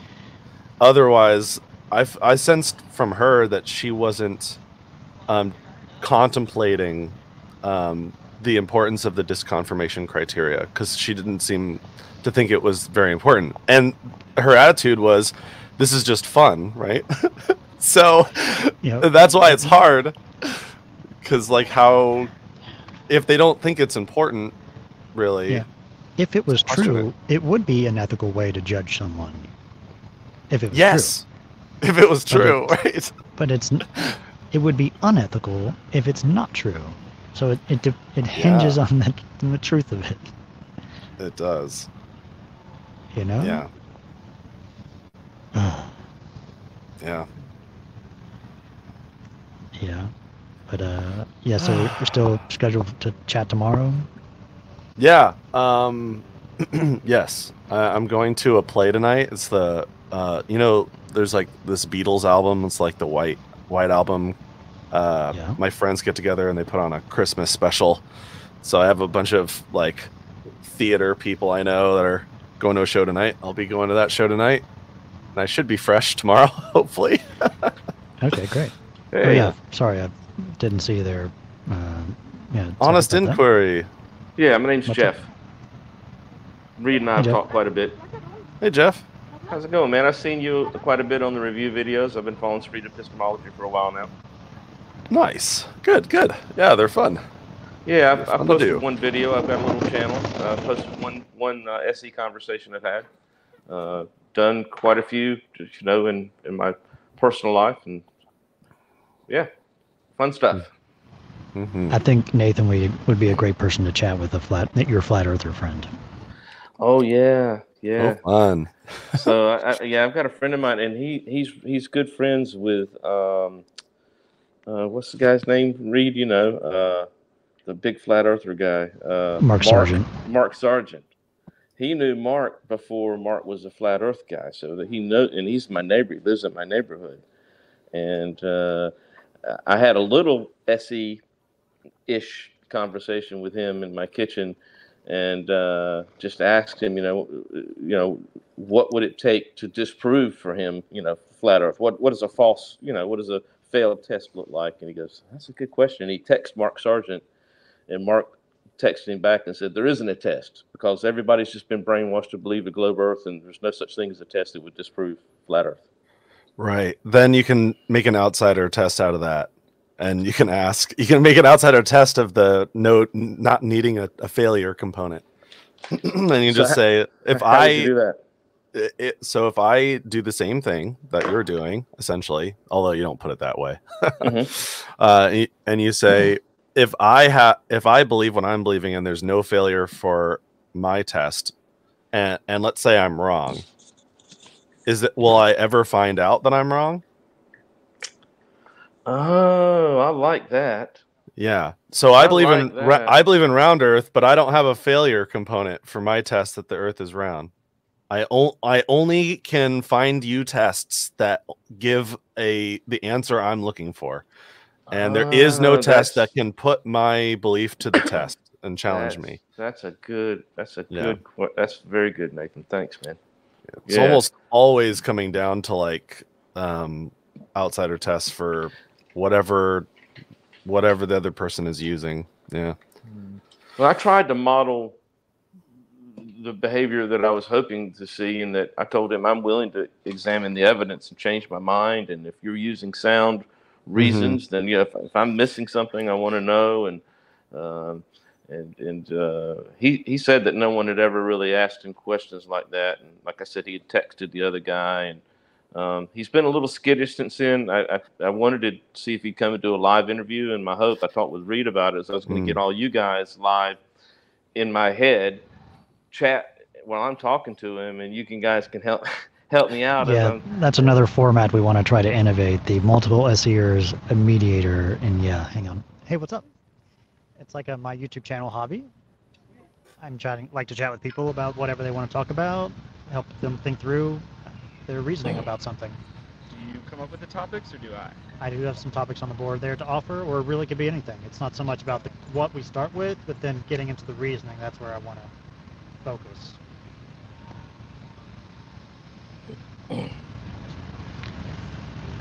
Want to give it a shot? How long are you going to be here? I have a final tomorrow that I kind of need to study for. Because I saw you a couple days ago, and I was like, this is going to be the last time I'm here for a while, unfortunately. We can set a timer if you want.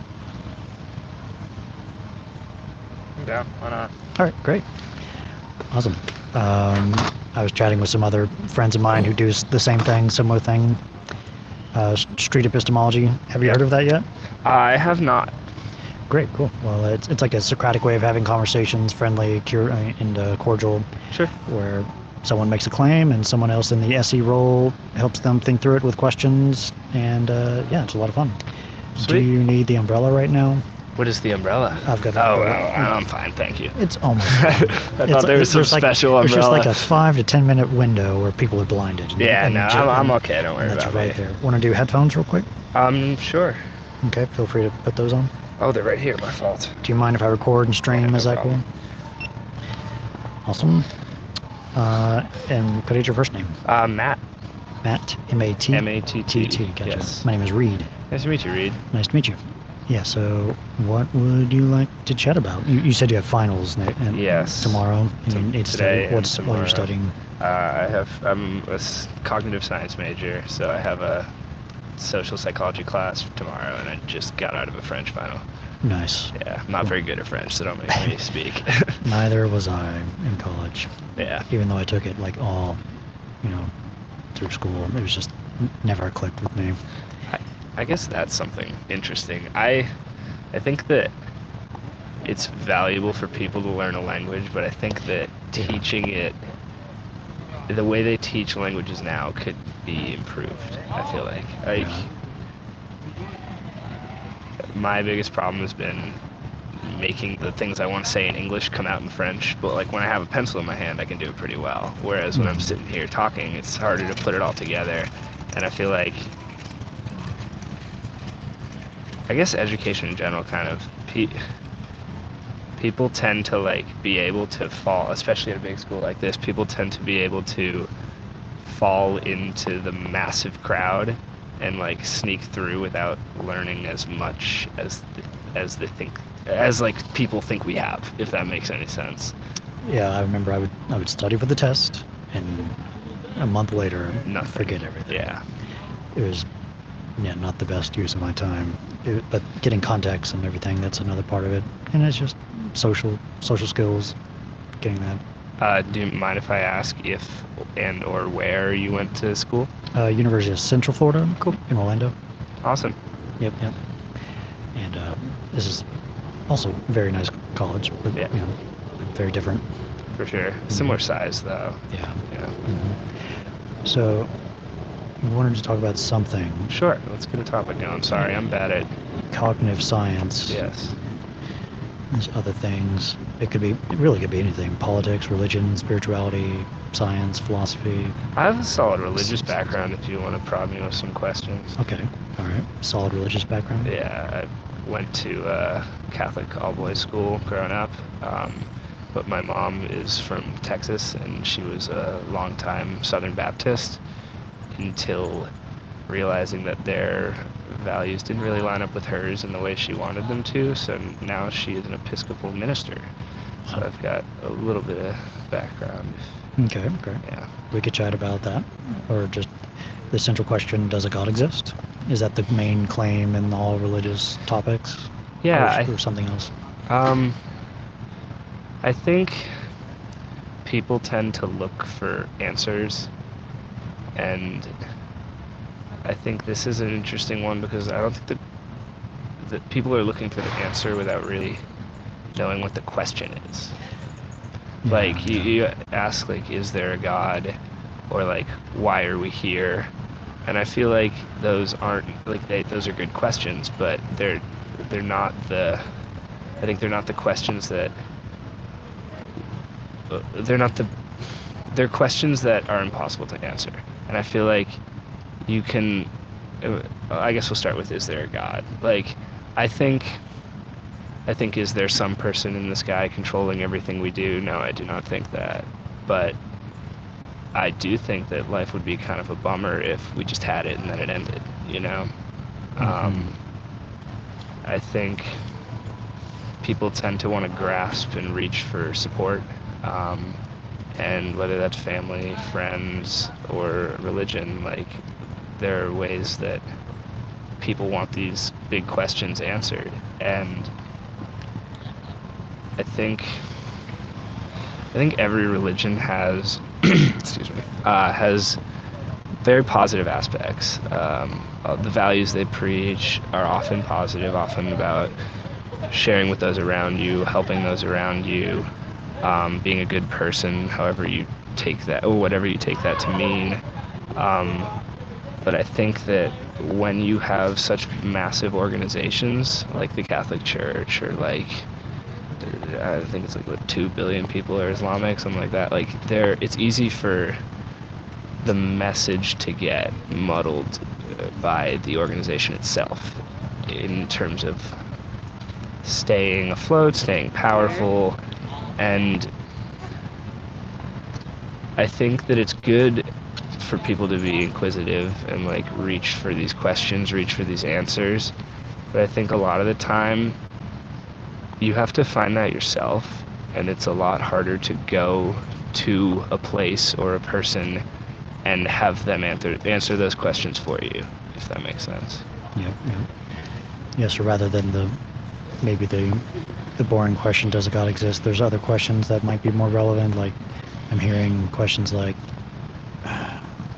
how do we be a good person? How does someone be a good person? And like, how do we find meaning in life? Especially if we know we're going to die. Yeah.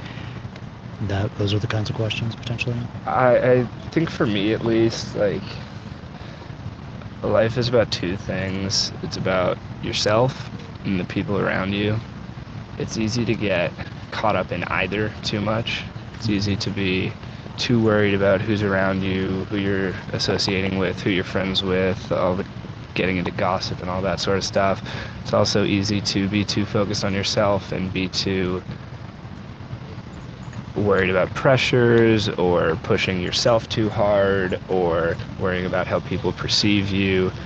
And I think that, I guess to me, a good life, if at the end I can say I'm happy and I can say that I love the people that are with me at the end, then I guess I will have had a good life. Cool, yeah. And where does religion come into that? Is that required for, or does having a religious life make that more possible, more likely? I think so. I actually read about this pretty recently in one of my classes, the one I have the final for tomorrow. And people who there have been studies done that people who are religious tend to be happier. I currently don't claim to be religious. I have considered myself pretty religious in the past, but I think a lot of that happiness from religion can come from that community, that church community, that synagogue community, whatever community you find through your faith. I think that those people are going to share common ideals, those people are going to share common values, and when you're surrounded by a group of people that you think are good people, you tend to be happier. So I think in terms of how you, so that's one way religion affects happiness, I'd say, in terms of who you surround yourself with. I'd say the other way is, again, back to those big questions, like, we want to find answers, we want to know what we're doing, and I think religion for a lot of people is a way to process that and process the greater, like, everything else without getting too much existential dread, I guess. Yeah, it does seem to answer those big questions. It has very clear answers for those things. Why are we here? Yeah. Because a God wanted us to be or something. And where are we going? Well, to an afterlife, potentially. Yeah, it's like, are these satisfying answers? Should people follow religions because of the comfort or happiness, potentially, more so than other potential reasons? I think if you ask people why they're religious, people tend to not know how to answer that. Because most people, at least that I've met, are religious because they were raised that way. I see very few people who were raised atheist or agnostic and then decided to become another religion, regardless of what that might be. And there are people like that, but I think that if you ask someone why they are religious, you'll very rarely get, like, an answer other than I was told this and I believe this, or like there are two answers. I feel like you get the answer where people say, oh, like, this is just what I believe, that this is true to me, or you say, like, this is just how I was raised and it's a part of my life. And both of those are valid answers. But I think that if religion is like answering these big questions for us, and then you're asked why you're religious, I feel like you should be able to have a concrete answer to that makes sense for you. And I guess that's part of why I am no longer religious, because like I said, I went to Catholic school. I was raised Catholic for, I guess, 18 years, and I was kind of, when I was graduating high school, I was kind of like, why am I doing this? Is it for me? Is it to make my parents happy? And I kind of realized that I didn't have a reason for myself, and so that's why I consider myself not religious now. And that might change, but I think that in terms of religion, it's only as good for you as you want it to be. And if you don't have a reason to be participating in it, you're gonna find it a lot harder to get those positives from it. Okay. Maybe how about this question? That's great. I appreciate you sharing that. That's great. How about, this is interesting. Should everyone not be religious eventually? I think eventually that's what's going to happen. Yeah, should that happen? Like I said before, there are a lot of positive values in religions, regardless of which one. But I think that as long as those positive values are there in the world and people can find ways to associate with them and also find ways to answer those big questions that they have by themselves or with the people around them, then I think religion's a little bit less necessary. But I think that it's important for a lot of people to have something to hold on to in times of hardship, and religion is that for a lot of people. So I don't know if it would be a good thing if all religion was gone, but I wouldn't be surprised if it happens. Yeah. I want to check in on time. How are you feeling? Want to keep going, or do you want to wrap up? Right now. Maybe one more question if you got one. So it's like, would the world be a better place without religion? Potentially is another question. We're saying if it's necessary for some people, then then I guess no, it's not. No, yeah. It would not be a better wouldn't place. be. Yeah. I think there are so many people. There are a lot of people who take religion to like an antagonistic extreme, and I think that sense of religion is bad for the world.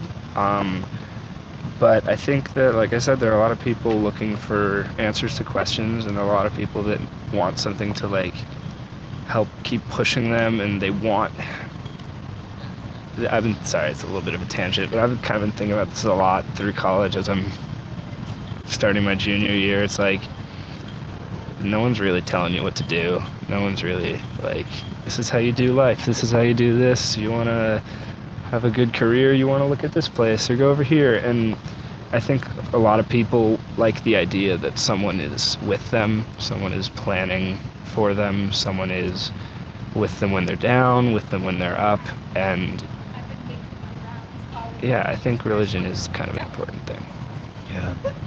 What percentage of the population is religion necessary for the next foreseeable future?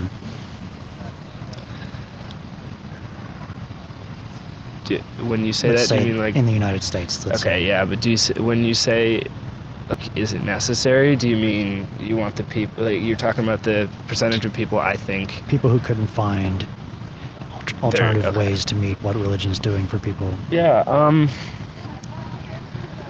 I think in general, people need to be a little bit more self-reflective. And I think we're moving in a direction where most people are becoming a little bit more self-reflective. Mm-hmm. As a society, but I think religion will be most important for those people that find it harder to answer the questions within themselves. So I don't really know how to put a percentage to that, but I'll go with like 25. More than half? 25%? Yeah, I'll go with 25. Okay. So, yeah, okay. All right. Okay, cool. Yeah, then maybe if you see me again next year at some point when I come back, we'd love to pick it up. And I like to offer one of those yellow, red, or blue squishy puzzle pieces things. It's like a stress ball thing. Sweet. Maybe great for this week. Yes, I'll need it. Yeah. Very nice to meet you, Reed. Nice meeting you, Matt. It was great. Thank you. Awesome. I enjoyed that. I'm glad I sat down. Cool, great. A little mental break, and that was useful. Awesome, thank you. Thank you very much. Have a great day. Good conversation, Reed. Thank you.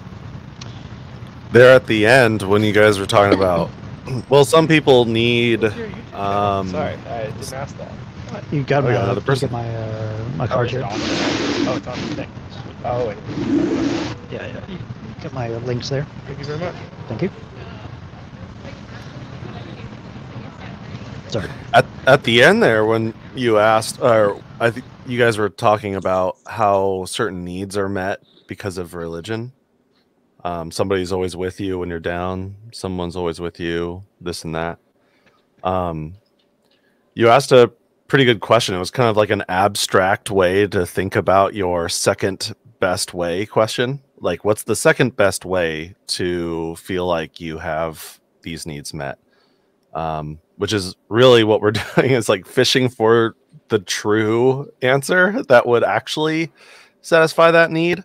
I feel like this can't be more clearly illustrated when somebody's talking about grief, and they're masking their grief with, well, you know, I'll just see them again one day. That can be really heavy. And asking, like, what's the second best way to grieve has been some of the more meaningful discussions I've ever had. Oh, that's great. Great question. Yeah.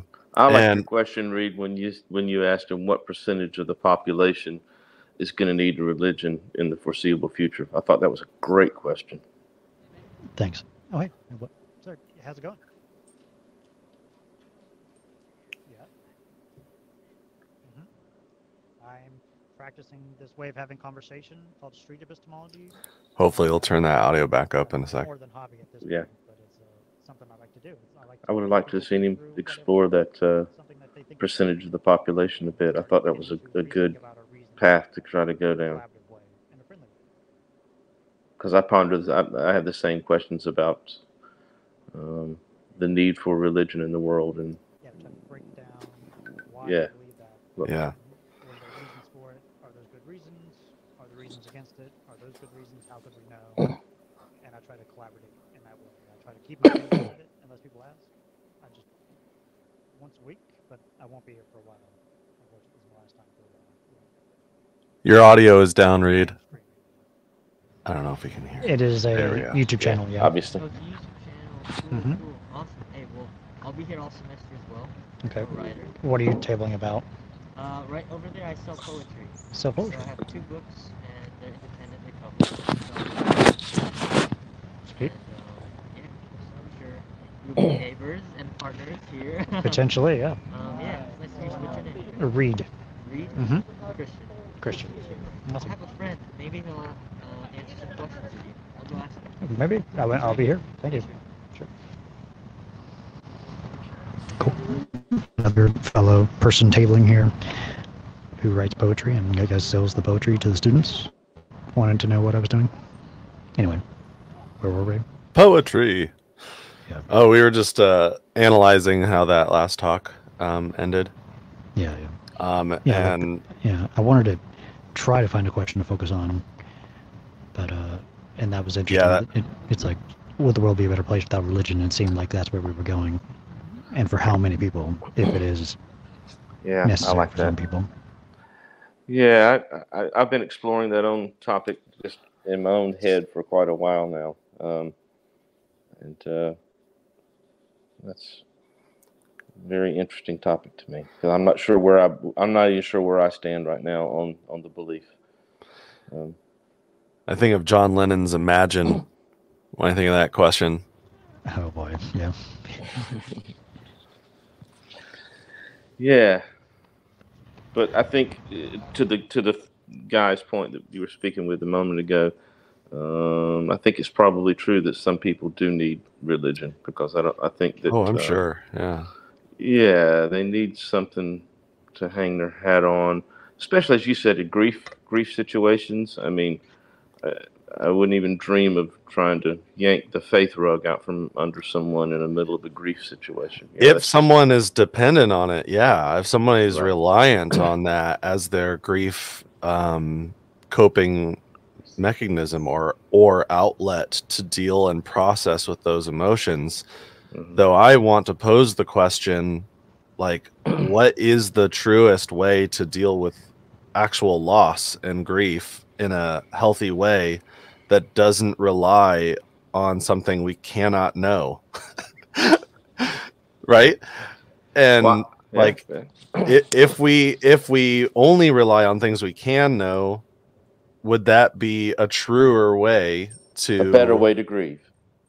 To grieve, yeah, to process, or a different question just to wonder about it would be like, what are we missing out on what are the processes we would be going through if we weren't relying on this thing? If we weren't right? relying on this belief that is probably not true, then how would we be processing this? Yeah, that's interesting because I have unfortunate personal experience. I had a son that committed suicide, and I was still a believer at the time. Sorry. Thanks, Reed. I can't imagine the hardest thing ever. Well, it wasn't fun. And he killed himself the day after Christmas. So this season of the year is a little bit tough sometimes. It's getting better. It's been 7 years this December. But at the time I was still a believer when he took his life. And so I definitely processed a lot of my grief through that belief that I was going to see him again. But at the time, I was probably, we'd been out of church for a while, and I'd already kind of started having some doubts, I think. And I think that my son's death was probably another brick in the wall. It was a stepping stone to me, deconstructing my faith.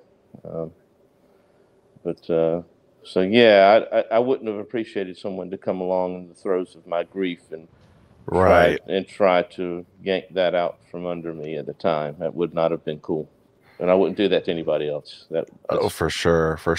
There's also like the right time to just hold space and listen and just be there for somebody. Because honestly, that's what I think the one of the better answers to the questions even are is like community and and spending time together and that sort of thing. Like that is the biggest thing that building new memories. That's the biggest thing in life when or at least I don't want to speak for her, miss from church is the community. But you had, like as he said a moment ago in the interview, like-minded people. You had a common cause. You met together and you made friends, right? So you did things, and it was in that community is it's people have to. We're social creatures. We evolved to be social creatures. Yes. We need community. We need belonging, like we need air, water, and food. Yeah. Yeah. There are the exceptions. They're hermits. Yeah.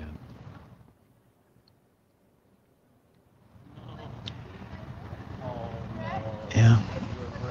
Yeah. I think my roommate who lives right next to me lost like 6 people in her life this year. So oh my gosh. First it was like her ex-boyfriend, and then her uncle, and then like a cousin, and then like a friend from high school, and then like the list went on and on. It felt like it was once a month for a while. And I just remember like I drive her to work sometimes, and we talked a lot about the way she was processing things and what she could do to feel better. And I mean, it's a lot of work, and reality is harsh sometimes. And though, like talking it out and being there for my roommate has really been helpful for her and my own mental health too. Because being around somebody like that's going through that much can be strenuous on me too. So I had to like spend more time in the sauna or whatever.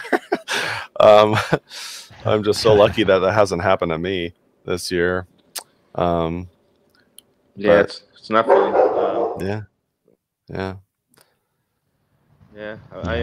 You weather the storms that life throws at you. I mean, yeah. Plus, holidays can be like stressful on people sometimes too. Yeah, I'm thankful that I've always been fairly even-keeled and very positive. I don't tend to negative thoughts and emotions, and I guess so. I'm a survivor, I suppose. Yeah.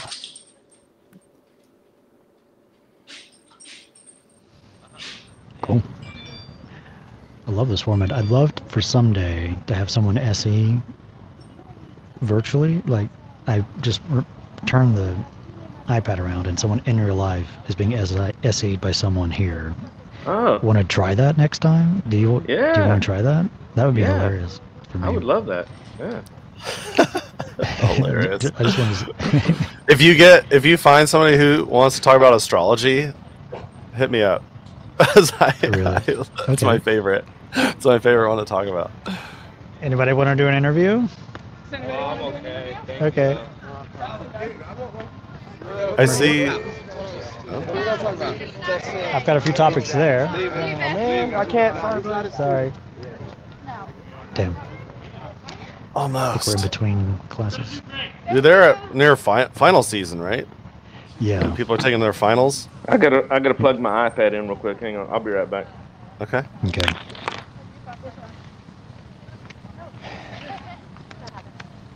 Time for an interview.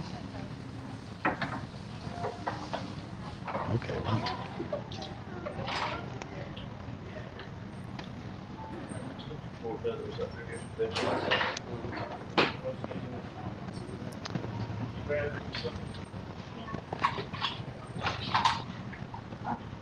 How would that work? I need to be able to. Ideally, it's like I want. Hang on, I'm gonna refresh.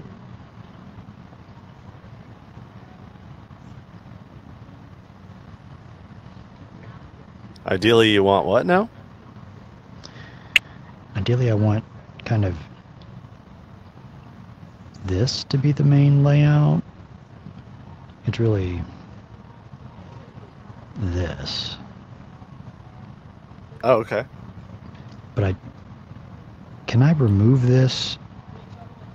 I guess I can remove the video of the iPhone, or I'll just keep them both. I'll just have this going. Like, how would that look if I did that? Let me see. This looks better.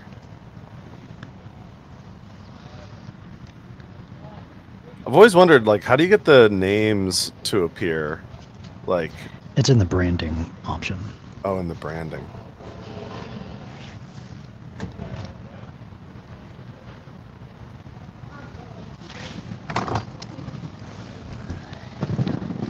Check. Checkity check. Oh, that's the button. Yeah, so they could kind of see it.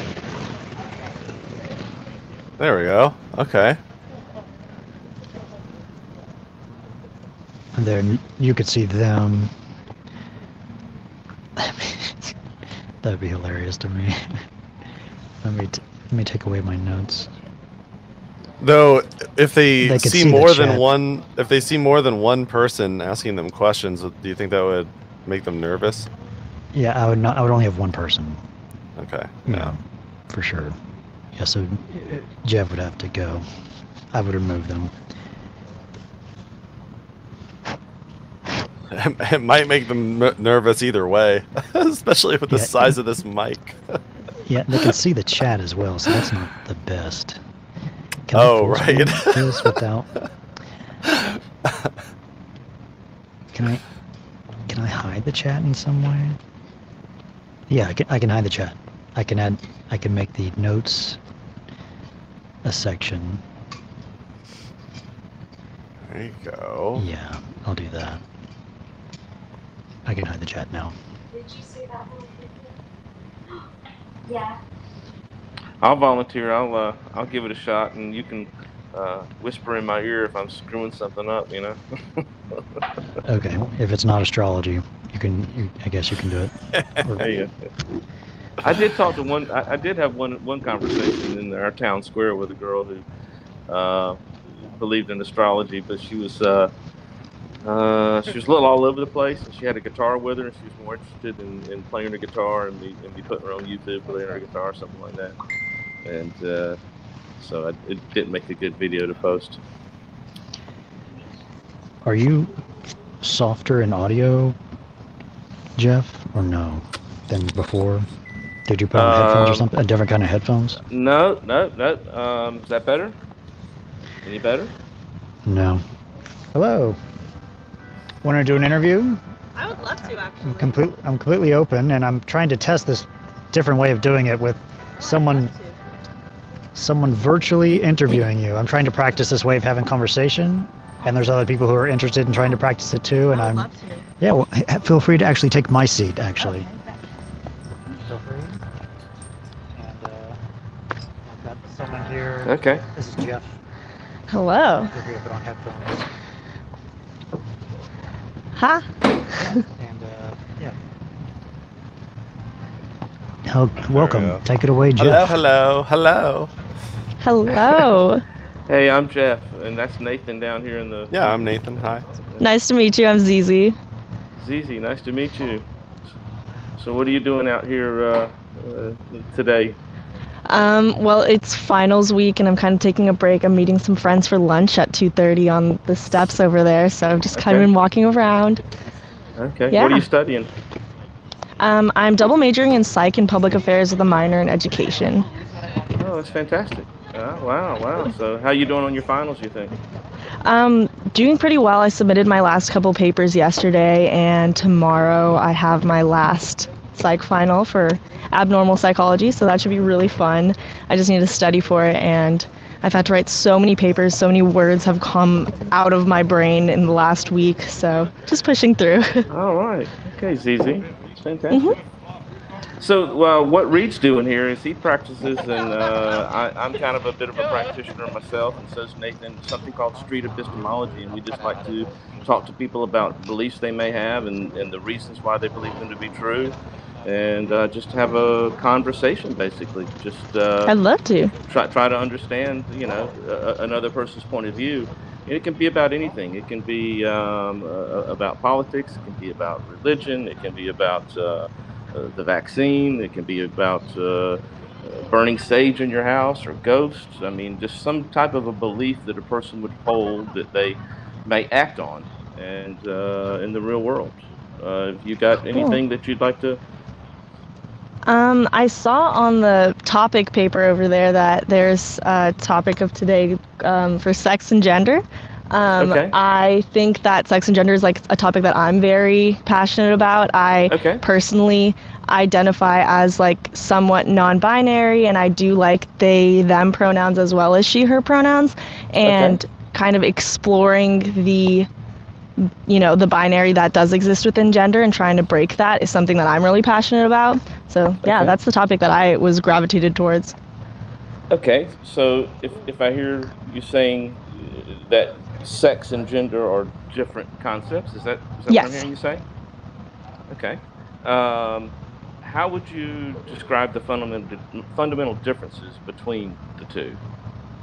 I believe sex is the sex you're, like a common term, for example, that a lot of people use is like AFAB and AMAB, which means assigned male at birth and assigned female at birth. So like that's something that kind of distinguishes sex from gender. And gender is more of like a social construct that kind of has been put on us to kind of have to associate our genitalia with our gender identity, which isn't true, and it isn't necessarily true for everyone. And yes, it is true for a lot of people, but in reality, like, I feel like gender is such a large spectrum, and like we are kind of told to act a certain way based on the gender that we, were presumed at birth, when in reality, like, there's so many external causes that affect and, play around with that. Like, for example, for me, I think a lot of the reason I identify not completely with the female gender or like with the, being a woman is because of my own history and my own experiences and pressure to act a certain way growing up, and the way that my dad was about like clothing and being a woman and doing the things a woman needed to do versus, not being able to do the things a man could do. I grew up with two brothers and a dad who were pretty conservative, so like that kind of pushed me to start thinking about there's very few people who actually think about gender when they aren't, pushed or expected to think about gender, because it's not something we're expected to talk about or think about for ourselves, when in reality it's such a beautiful spectrum to explore. Okay, so if I hear what you said, sex is what you're assigned at birth, your genitalia, right? Yeah. And gender is a fluid concept across a spectrum of what would I say? Spectrum of identity? Is that? Yeah, like gender expression, for example, is very different than gender identity, right? Like, just because you express or look a certain way doesn't mean that that's the gender that you are. Okay. So gender expression and is different from gender identity. Is that, Hmm. that correct? Okay. So think about it. So are you saying that a person may express their sexuality or present themselves to people, and most people would assume that they are a male or a female, one of the other sexes, when in fact the reality of their identity could be anywhere along this spectrum. Is that fair? Exactly. Yeah. And that's why I think it's necessary for us to normalize like the fact of bringing up your pronouns, like just casually, like, hi, my name is Zizi and I go by they, she pronouns or whatever, just to normalize the fact of people who, you know, maybe don't feel like they're going to be discriminated against in an environment because people aren't talking about their pronouns. They're like, oh, I'm going to be misgendered, but I don't feel comfortable saying anything about it. So really normalizing that externally. So in a social situation, perhaps you may feel awkward introducing yourself with the they pronoun. Mm-hmm. Okay. So how confident you bring out a scale of confidence we use sometimes. You've talked about this scale or what's a good word? A spectrum of sexual identity, wherever that spectrum may be, and lots of fluidity there. If I were to ask you, 0 being I have nothing but questions that this spectrum exists, and 100 being I have all confidence this spectrum exists and it's true, where would you put your confidence level on that? So my confidence level on whether or like on how confident I am that this spectrum does exist. That it's separate from being what you're assigned at birth, I guess. Yes. Oh, 100%. 100%. I think that there is overlap, and there's totally people who don't identify with anywhere along the spectrum except what they were like kind of defined as, you know, growing up. But regardless, I think it still exists, and I think it's really interesting to pose questions to cis people. So cis people are those who identify, you know, with what they were, told originally. So like really asking them, being like, hey, have you ever just like sat and thought about your gender? And just like being like how you experience it? Like how do you experience your gender as like a, you know, cis white male, for example? And I think it's a really interesting conversation to have with people. I bring it up with my friends all the time because I'm one of the only like queer representations in my close friend group. And in like part of me is sad about it, but the rest of me is like, oh, I get to like talk to them about this and get them to finally start thinking about this stuff. That's great. That's great. So you're 100% confident that this spectrum exists, which is separate. Is gender identity? Is it a real physical thing, or is it just something that a person feels in their and maybe it's their emotions and what they're thinking, or is it actually more than just a thought process? What's really interesting about that question is that everything that we think is physically a part of us is also psychologically a part of us, because our brains are such insanely large, you know, pieces of muscle that are working so hard to kind of not only take our biology into account, but our environmental factors into account, right? And so like someone who for example, if I was born in a place that, you know, was very like not necessarily pressuring my gender and or actively affirming it or disproving it, I would act very differently than the way I act today. Like I might not say that I am non-binary because the external factors didn't affect me that way. But I think in my life, it's also those external factors. It's also not just the biology within me, but how my brain has processed that biology, how my brain has processed all these external situations, experiences, just my life, who has been around me, who I've, you know, gravitated towards. That all affects how you view yourself. So I'd say it's a big combination of not just physical, you know, genetics, but also incorporating that psychological, environmental factor into how you identify in terms of your gender or sexuality. So nature and nurture? Is that what Yes, exactly. Okay.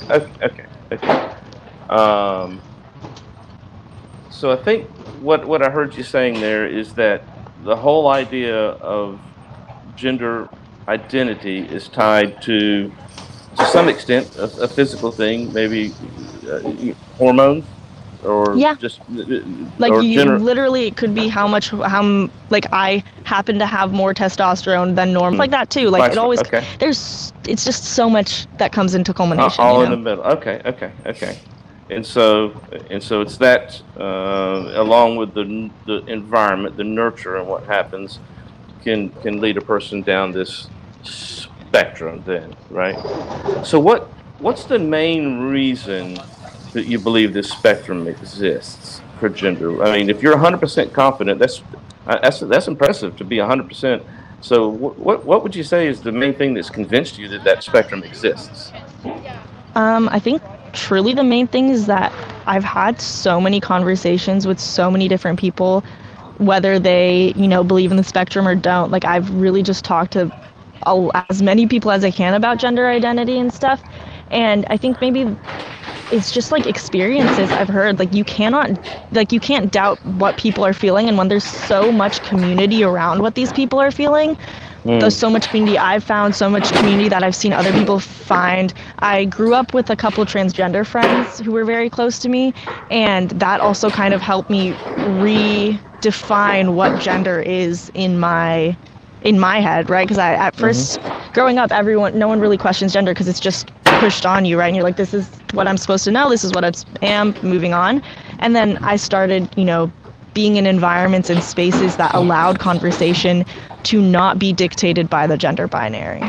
And I think that is what kind of made me realize that like we did create gender. And also, for example, like Native American tribes, a lot of older Native American religions have third gender, or there's a really special name, I don't remember it now. Two-spirit, that's what it is.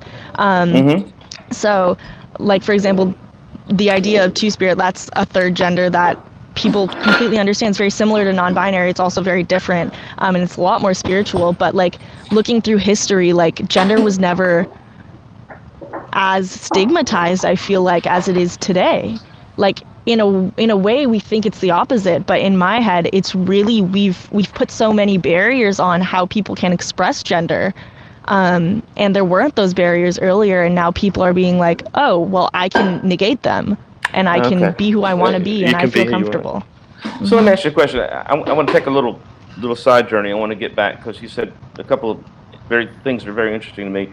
Because I asked you what the main reason was you believe this spectrum exists, and you said some personal experiences, basically. I think, is that fair enough? Talking with people, and so if think about how to ask, I want to ask this next question. Do you think it's possible that there's a person that has had personal experiences that have reached a conclusion that this spectrum does not exist? Yeah? I think, yeah, there are people, there's so many people I know who through their experiences would just like cannot internalize the fact that the spectrum exists because they never experienced it, right? And so when you take into, like, you have to have an open mind about this. For example, like I'm definitely like I'm always going to listen to the viewpoints and opinions of other people who don't believe the spectrum exists because I just want to talk to them about where they're coming from, because it's in my head like there's no way it doesn't exist.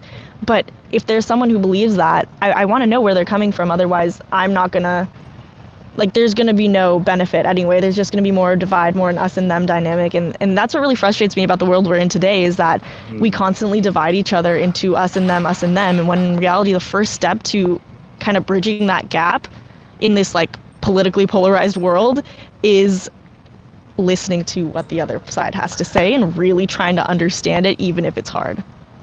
And that's one of the main reasons that Reed is out here doing this and that I do this, is to have conversations with people and try to understand the other person's point of view. It's not, I'm not trying to debate anyone. Reed's not trying to debate anyone. Yeah. Not trying to change anybody's opinion.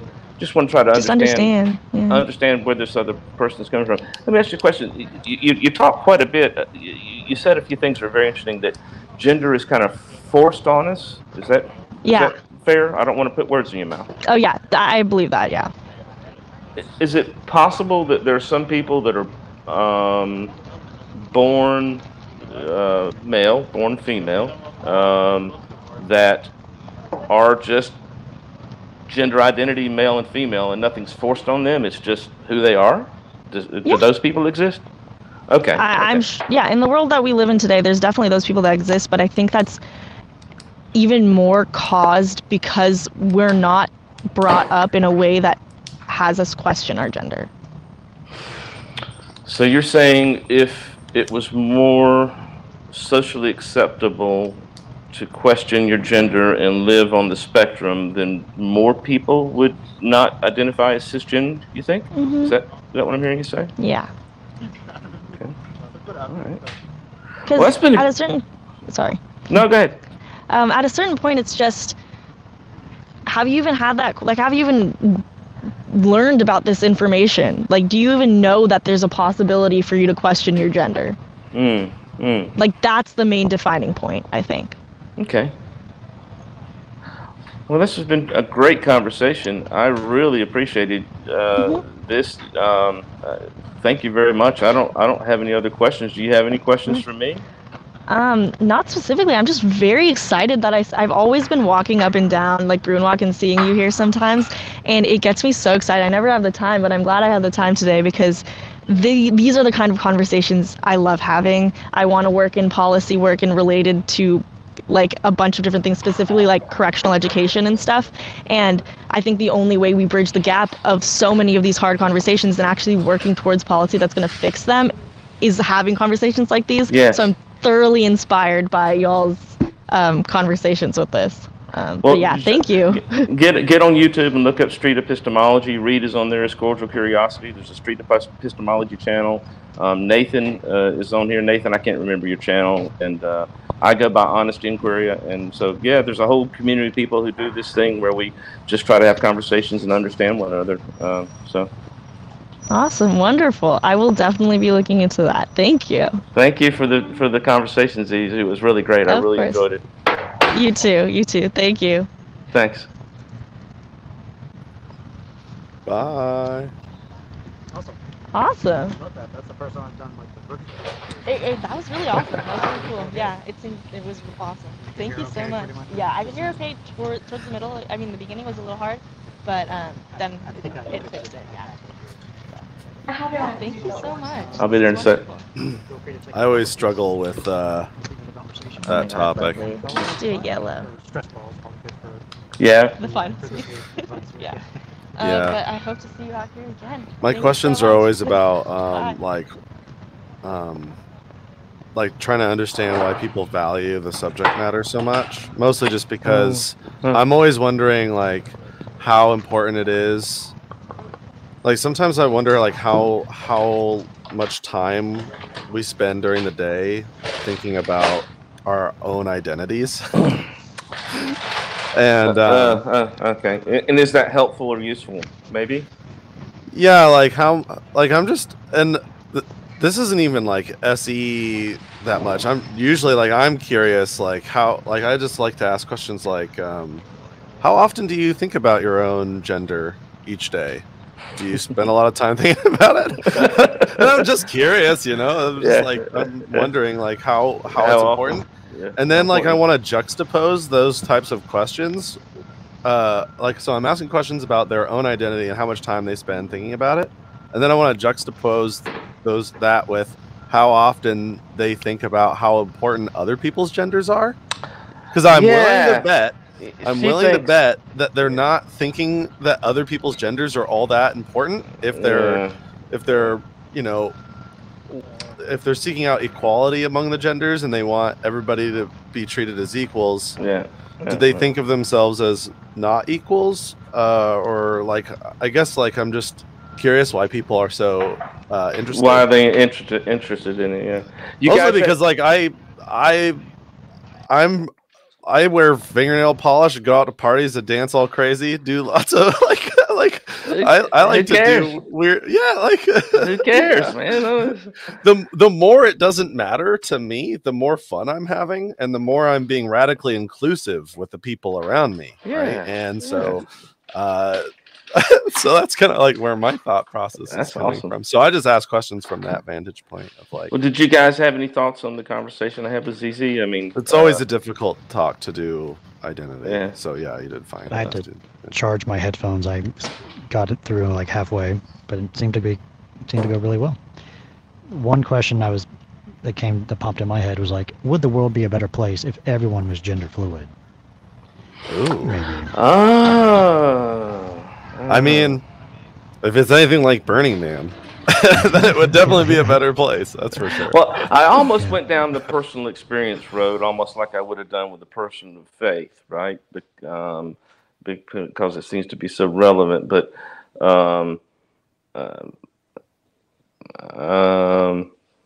yeah, I chose not to because I happen to agree with her on the on the topic. Yeah. To some extent. Yeah, I don't know how confident I am. I'm certainly not 100% confident, but I think that there is definitely a spectrum of sexual identity that people can display, and as long as they're not causing harm to another person's well-being, right? Then you do you, boo. Right? I'm good with it. Right? So yeah, for sure. That's why I think I struggle with this topic in SE, as it's just lower on my importance totem pole, I suppose, than like so many other issues. And I'm like, I'm all about it because I think like people. Self-expression is something that I'm like always like. I'm a musician. I'm a musician, baby. So yeah, whatever you want to express. So like in my mind, it's like okay. Though I'm also like on the other side, I'm thinking like I'm trying to live in a world where, you know, people are people. I don't want to be categorizing people so much in my mind. Like this is the same thing with astrology. Like why would I want to box people in? Like isn't the all like with feminism, like if I tell you what is a woman and I explain the way a woman ought to live her life or something like that, like that's not, or like what a woman ought to be or what makes a woman or something like that, like I should just like let people be people and live their lives and live their dreams however they want to. Yeah, but unfortunately, the world has changed so much since birth control happened, and you know, I can give reasons for why men and women should act and behave differently in a world before birth control. Definitely, but now after it's very interesting. Open. Hey guys, I hate to do this, but I've got to run. I got to pop off here. It's been good. Thanks for joining. Yeah, I'm on the East Coast, and I got to go cook some din. The wife says her stomach's growling. So. Hey Reed, really, thank you so much for letting me do that, and I really appreciate it. I look forward to seeing you guys again soon. It was fun listening in. I'm looking forward to some content from you. Thanks, man. Check me out on Honest Inquiry. You can find me on YouTube, and I only got one video right now. I'm trying to get some others put together, but Reed, you've been a great support, and Anthony Magnabosco and Nathan, all you guys. So yeah, good deal, man. Thanks, guys. I'll send you the footage, and you can use it for your channel. Oh, thanks, Reed. That'd be great, man. That'd be fantastic. Thanks. Okay. Talk to you later, guys. See ya. Bye. Bye. Oh no. All right. It's all messed up now. There we go. I saw that Quinn uploaded a video today. It's like really? The first time in a while. Yeah. With his new laptop. He got a laptop too. Yeah, he got a new laptop. He was a new one. I want that laptop.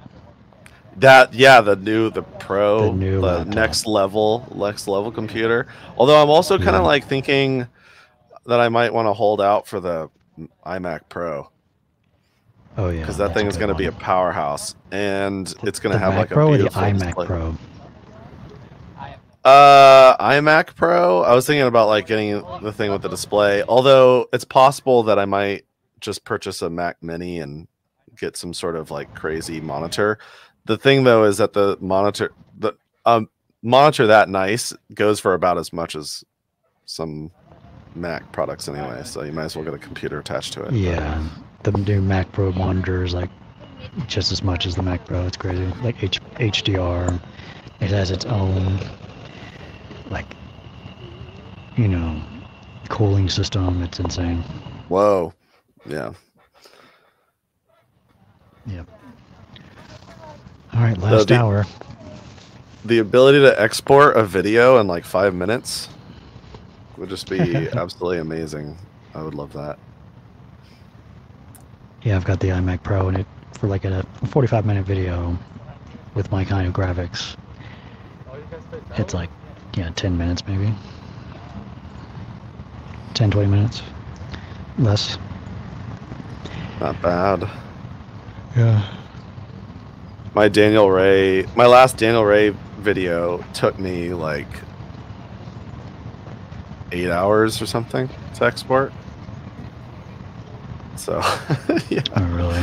8 yeah, but it's hours? also That's insane. It's got a lot going on in it though too. So there's like lots of banners and stuff. I notice it goes a lot faster when I have fewer edits. So it's gonna slow my roll. Wow. There's like 2 hours of footage. So. Okay.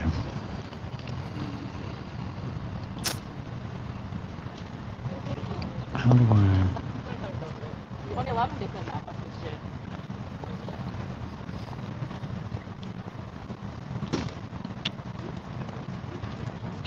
No. I think it'll be really nice. Woo! I'll try to find someone for you to practice on. If it's astrology or anything. Astrology. Oh, I'm sorry. I was reading the comments. Yeah, okay. Yeah, if you I'll try find to astrology, someone. yeah. I'm a little nervous though. I haven't done SE through my computer in a long time. It's been a while. Yeah. Because then you'll probably get like another like 30 credits.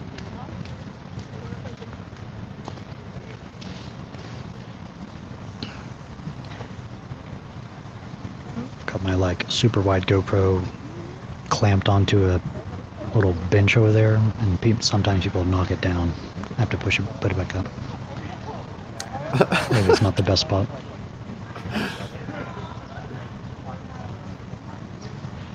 Probably don't need it now. Well, oh shit. I'm trying to not record the whole time with this thing. It takes up so yeah. much hard drive space. Right. Yeah, the 360 camera. Yeah, it's insane. Mm-hmm.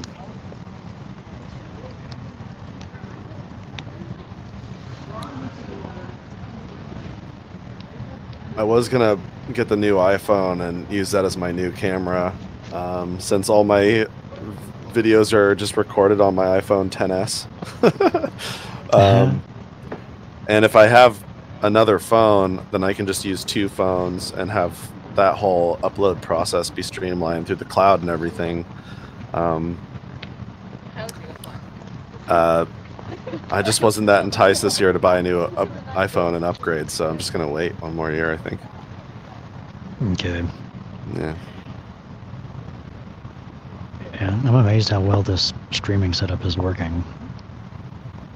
Like, I used to have wires going through here and connecting that through a bunch of adapters, and now it's all wireless. It's amazing. Oh, wow. Yeah, once they get the wireless power technology, then we're really set. Oh, yeah.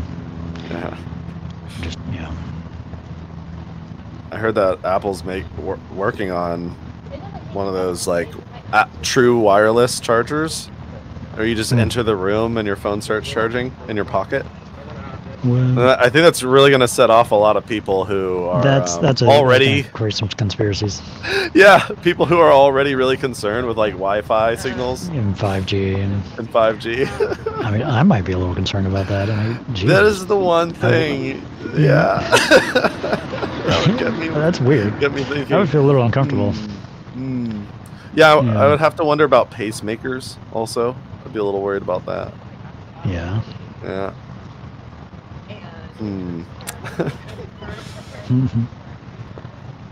People thought that electricity was going to be harmful because of the electromagnetic spectrum around the cable wires when electricity was first being set up everywhere, and they had telephone wires going around.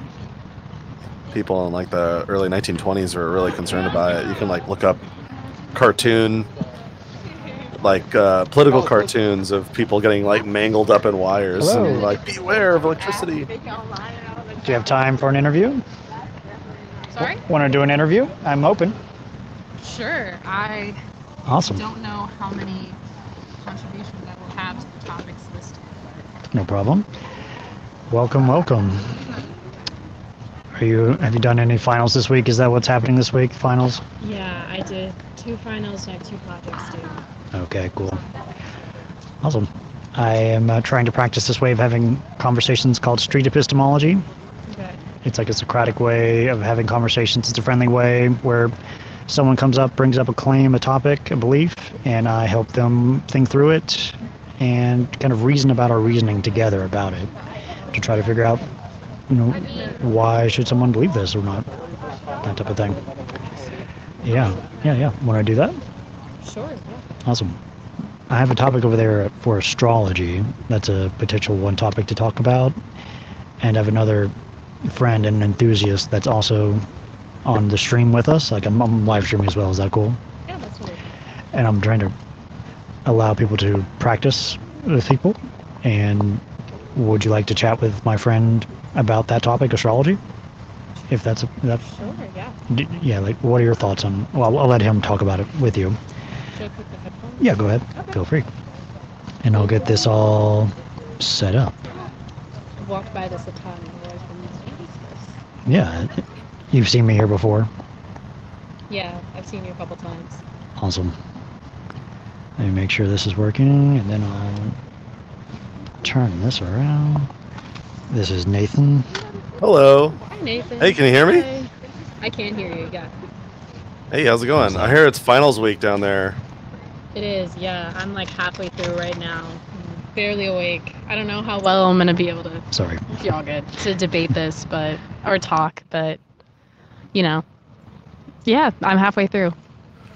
Sure, yeah. Well, I share the same hobby here with Reed, and I usually go out in parks and kind of do the same thing. Although I don't normally just say, hey, you want to talk about this topic? Normally I'm like, hey, anything that's on your mind, anything that you think is true, because whatever that is, I want to dig into it with you and see kind of like how really you came to interesting. form the belief. Yeah.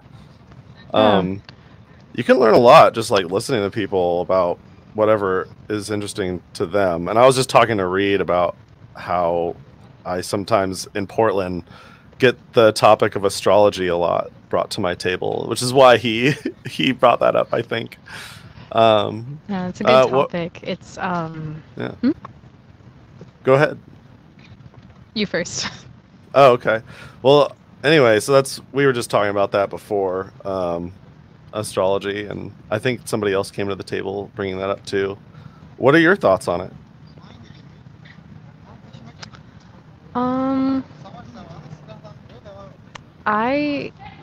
I'm not sure. I think I don't know if I believe in astrology completely, just because I actually don't really know why. I'm agnostic. I'm still trying to figure out what I believe in, if anything. I personally like astrology in the sense that I don't necessarily believe in it completely, but I think it's a really fun thing to kind of indulge in. And also, I like the idea of looking at like horoscopes and stuff like that, because I feel like even if it isn't real, even if it's completely made up, I like that the advice that is given by like horoscopes, like, oh, try and see the world in this point of view, or try opening up to this person today, because I think even if it's completely BS, it forces you to change your view and maybe look at a problem in a different way, because you're like, oh, I'm a Scorpio, I'm supposed to do this today. Then it might have been an approach you would never have thought of before. You can be like, oh shit, like that worked out really well. So I think it's fun, and it can be a very useful tool. I don't know if I necessarily believe in it. Yeah. Okay, so it's maybe you dabble. It's fun, and it's Yeah. It's like a way to, if I'm hearing you correctly, like look at things from a new perspective, or look at yourself from a new perspective, or others. Is that kind of okay? All right. That's kind of what it is, and like gives you insight.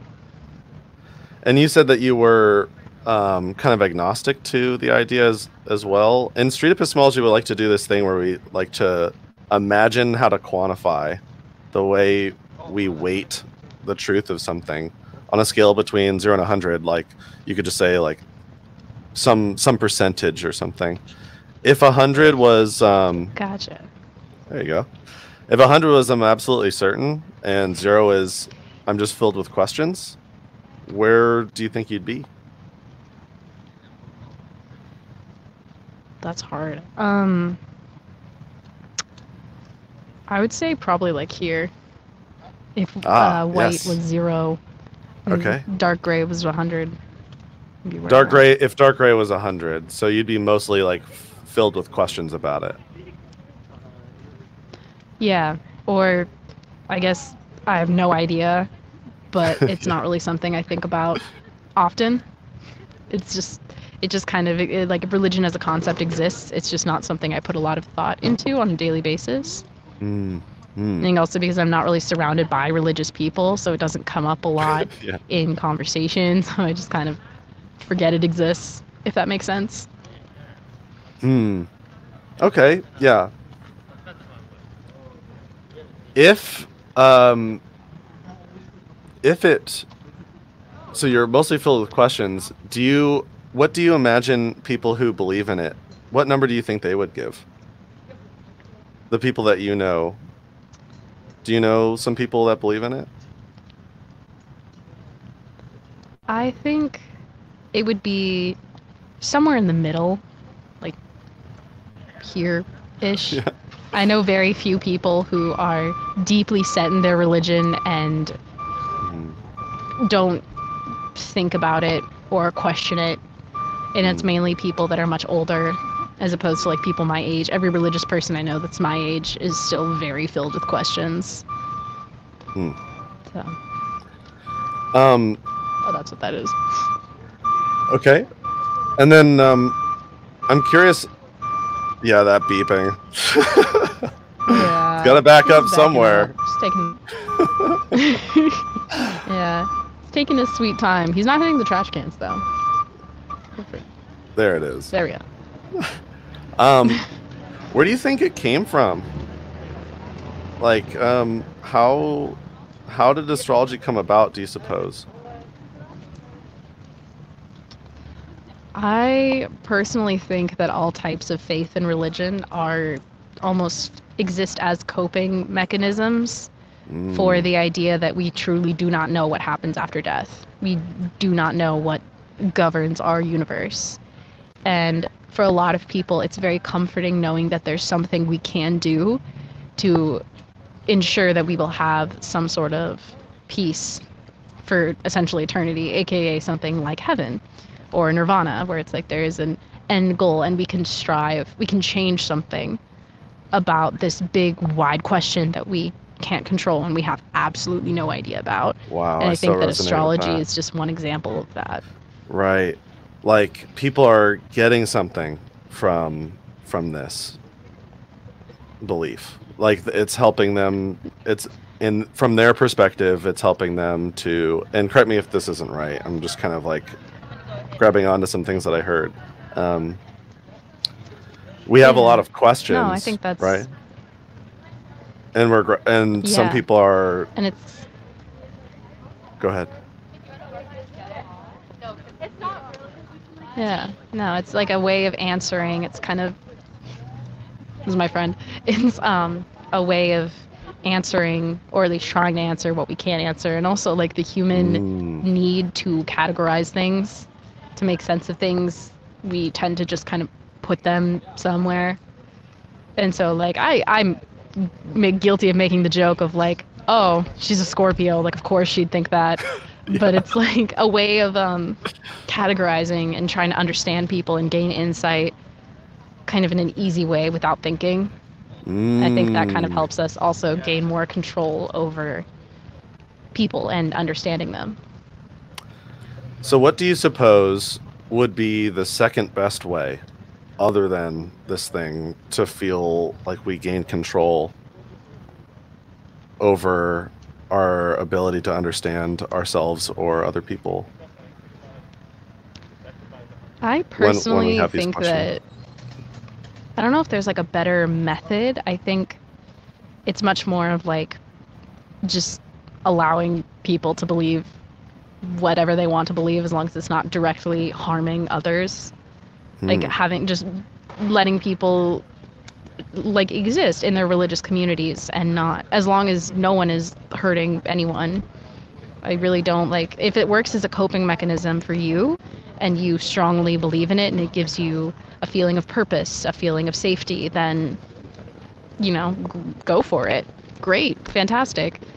I don't really know if there's any other way, because there's really isn't any way to figure out, at least in our scope of understanding, what is out there, if there is some kind of God, or if the stars actually do influence our personalities. There's no way of really knowing. So, you know, there's no harm in believing what you would like to believe if it gives you some kind of sense of peace and control.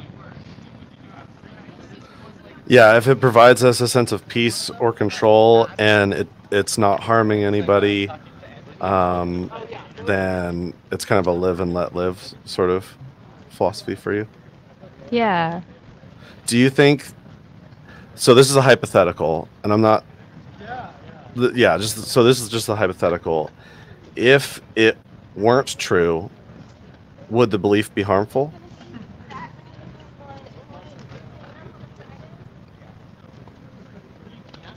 If like everyone knew, if it was like common knowledge that Let's it wasn't say, true. let's say that, well, I might be skipping ahead, though. If it's not true, hypothetically speaking, yet people were believing it was true, would it be harmful?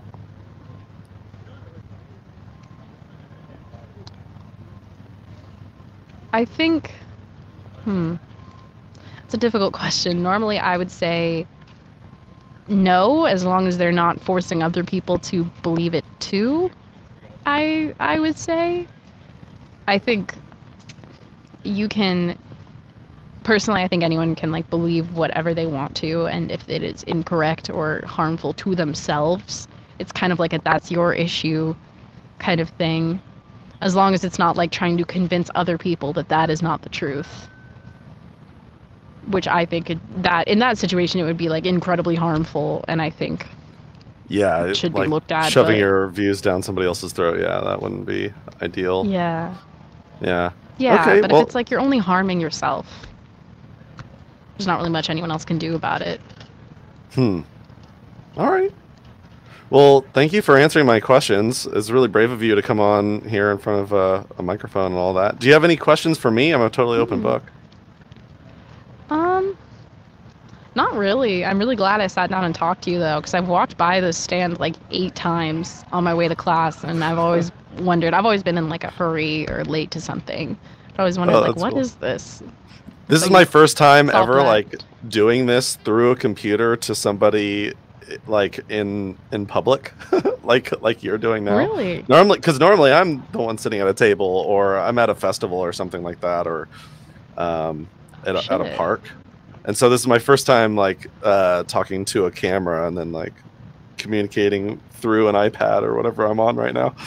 But it's a lot of fun. Yeah. Do you prefer like in person or like? Oh yeah, definitely prefer in person. There's just so much like body language and communication that I can pick up on. Yeah, in person. Yeah. So I do prefer in person, but either way. Yeah, thanks for sharing your views. I really appreciate that. Thank you for listening. I hope you have a wonderful day. I hope you get a lot of people, you talk to a lot of more people and get more insight and have these conversations. Yeah, thank you. Yeah, all right, awesome. All right, have a great day. Appreciate it, take care. You too. Thank you for having me. Like a puzzle piece? stressful things? I'm all good. Thank you, though.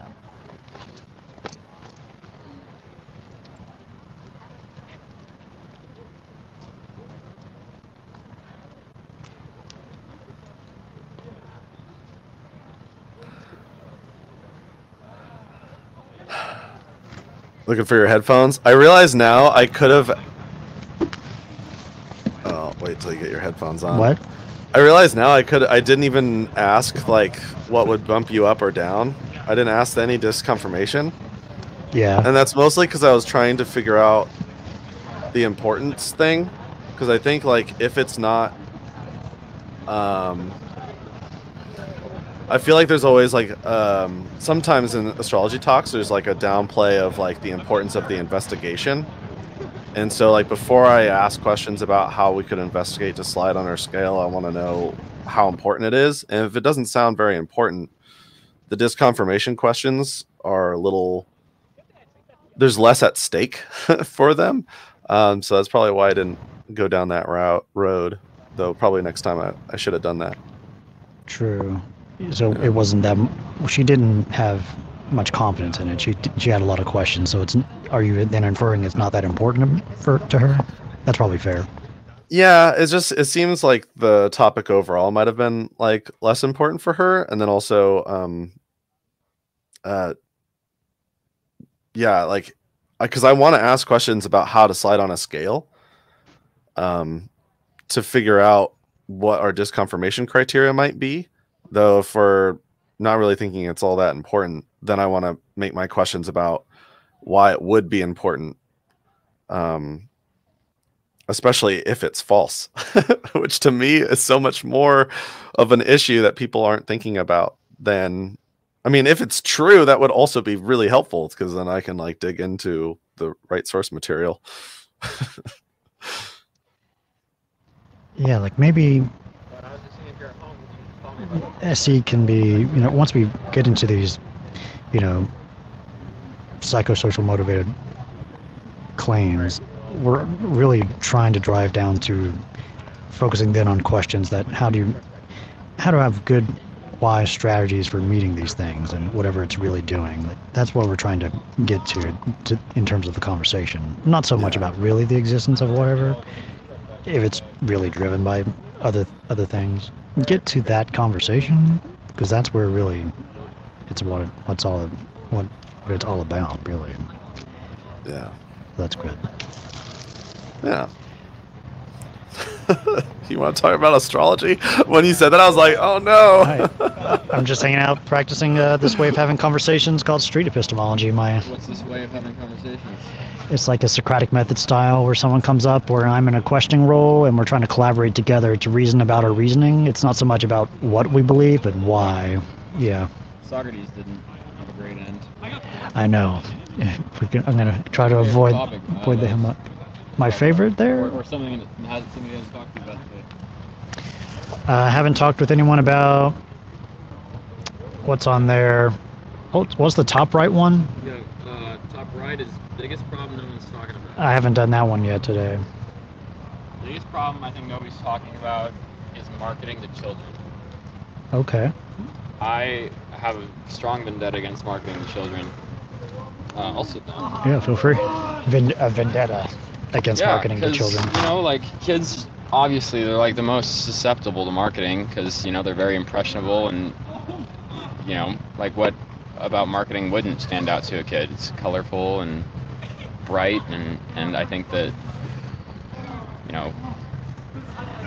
it's taking advantage of kids, and when you can like give them certain clues and inferences and pieces of information that are bound to influence them, then it's just really buying into this consumerism based economy and really worldview. And I don't like that at all. I think it takes away from like naturally discovering humanity and interests when you really just things that you like are forced down your perception Whether you like you have whether you want it or not, it's all around you. Media is all around you. Yeah, it's a kind of corrupts the human spirit type of thing. That marketing, that I wouldn't say it extreme. inherently corrupts. Okay. I wouldn't say it inherently corrupts, but I would say that the degree to which it's present in our society and people don't address it is a problem. Okay. Want to put on headphones? It's a little easier to hear. Sure. And gotta get your first name. Colin. Colin. Cool. Okay.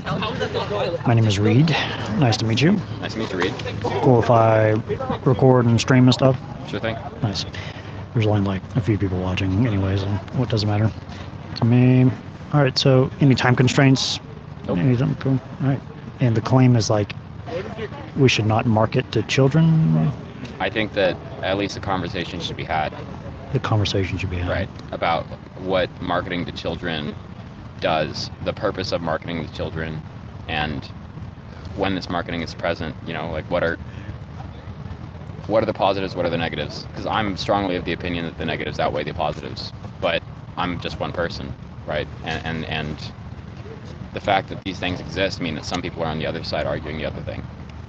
And I think the conversation needs to be had because I think there's a lot of sentiment against consumerism these days, especially living in somewhere like Los Angeles where you have like a very left-focused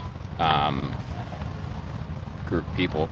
Yeah. Right, you have very liberal-leaning tendencies, and people are ready to jump on the bandwagon against conglomerates and large corporations, and essentially I think people would be ready to admonish this marketing towards children, but the conversation just needs to be started. Okay. What's the best example of harm done from marketing to children? If that's the main concern. I would say that, like even specific examples are not really what I'm gunning for. Of like, oh, this thing that's marketing to children is making these kids think this way. It's more that the concept itself of marketing to children is taking advantage of the fact that kids don't have these experiences to base like well thought opinions, right? Like they don't have a strong worldview or context really to say, oh, is this something that I agree with? Is this something I disagree with? Like product marketing to kids is essentially allowing kids to buy into the consumer mindset very early, and then they're influencing their parents like, hey, you should buy this, and then parents are buying this for Christmas, birthdays, whatever, like very product driven. But then there's also media, like if we're so worried about partisan politics being very divided nowadays, then why are we virtue signaling to children at such a young age about this is right, this is wrong, without like knowing that kids of an age, say younger than 10 years old, let's just throw a ballpark out there, kids younger than 10 years old, knowing that these kids are not going to have the proper worldview and context to really evaluate those schools of thought. Yeah. It's like they're not equipped with a way of questioning what they're seeing. Absolutely. And it's like it's unfair. It's a kind of unfairness potentially to do that to children if they can't really, if it's just that type of thing. Like I remember seeing commercials growing up. What is that game where it's like you're shooting little pinballs at each other, and there was a commercial. Is it Crossfire? Oh, I'm not familiar. It was like that was just a commercial I remember from my childhood. And I wanted that game. I got that game. It was okay. It was a fun game, but the commercial was really engaging. It became like, something we would joke around about in the classroom. I think, the school had it in some place in the school. We would joke around. We're playing Crossfire. So that's just one example of marketing to children and the potential harm, I guess, maybe. I mean, you think how many people, the people that you're close with, the hobbies that they have, how many of those hobbies were instilled in them from interests they had as children? and of the interest instilled in them as children, which ones were marketed to them in some way for some purchase that they had to make to obtain some product. Whereas, let's say a childhood completely removed from marketing, which is unrealistic or it's hard to observe. You'd have to really try to find somebody. Like don't look at that billboard as we're driving. Exactly. If there is a childhood like that, then the child is like they have to discover what they're interested in, devoid of the influence of others. Not to say that children shouldn't be influenced by anything. Of course they will be. They have family, they have friends, they have culture around them. Highly dependent on the country they grow up in, the socioeconomic class they grow up in. There's a million other things. But when you put power to influence these kids and their interests in the hands of people that are solely employed to make money, and to say like, oh, I'm a marketer, that is my job, I'm a consultant, whatever, I was hired by this company to find out how they can make more money, and the way that I found out they could do that is by making advertisements more colorful, because kids look at those more and they talk to their parents more about them, and we've seen an increase in sales. Like, what are we really doing? Yeah. If someone sat down here who was like really pro marketing to children for some reason, sure, what's their best reason for doing that, do you think? An increase in profits, and they would, I would imagine they would argue that there's no negatives that we've seen. There's not negatives there's not negatives against these children that we wouldn't see without this specific marketing to them. I think that would be the primary argument. Any other arguments besides profit? Right. Well, I'm saying like the pro marketing towards children is profit. The anti like of the same vein, they would argue that it's not bad because the marketing towards children is not bad inherently. So it's like two front, right? It is both for something good, profits in their mind, and it's not something bad. Other arguments I feel like would be pretty subjective to the function of whoever is trying to make that argument. Yeah. Do they work for a company that's trying to sell a product? Do they work for an interest group that's trying to spread a worldview and influence young minds? I think that the argument can change, but I think the argument against marketing to children remains the same across. You can have the same counter argument for any argument that people really posit for marketing to kids. Maybe this question is interesting. What conditions would need to be met in order for marketing to children to be okay? That's an interesting question.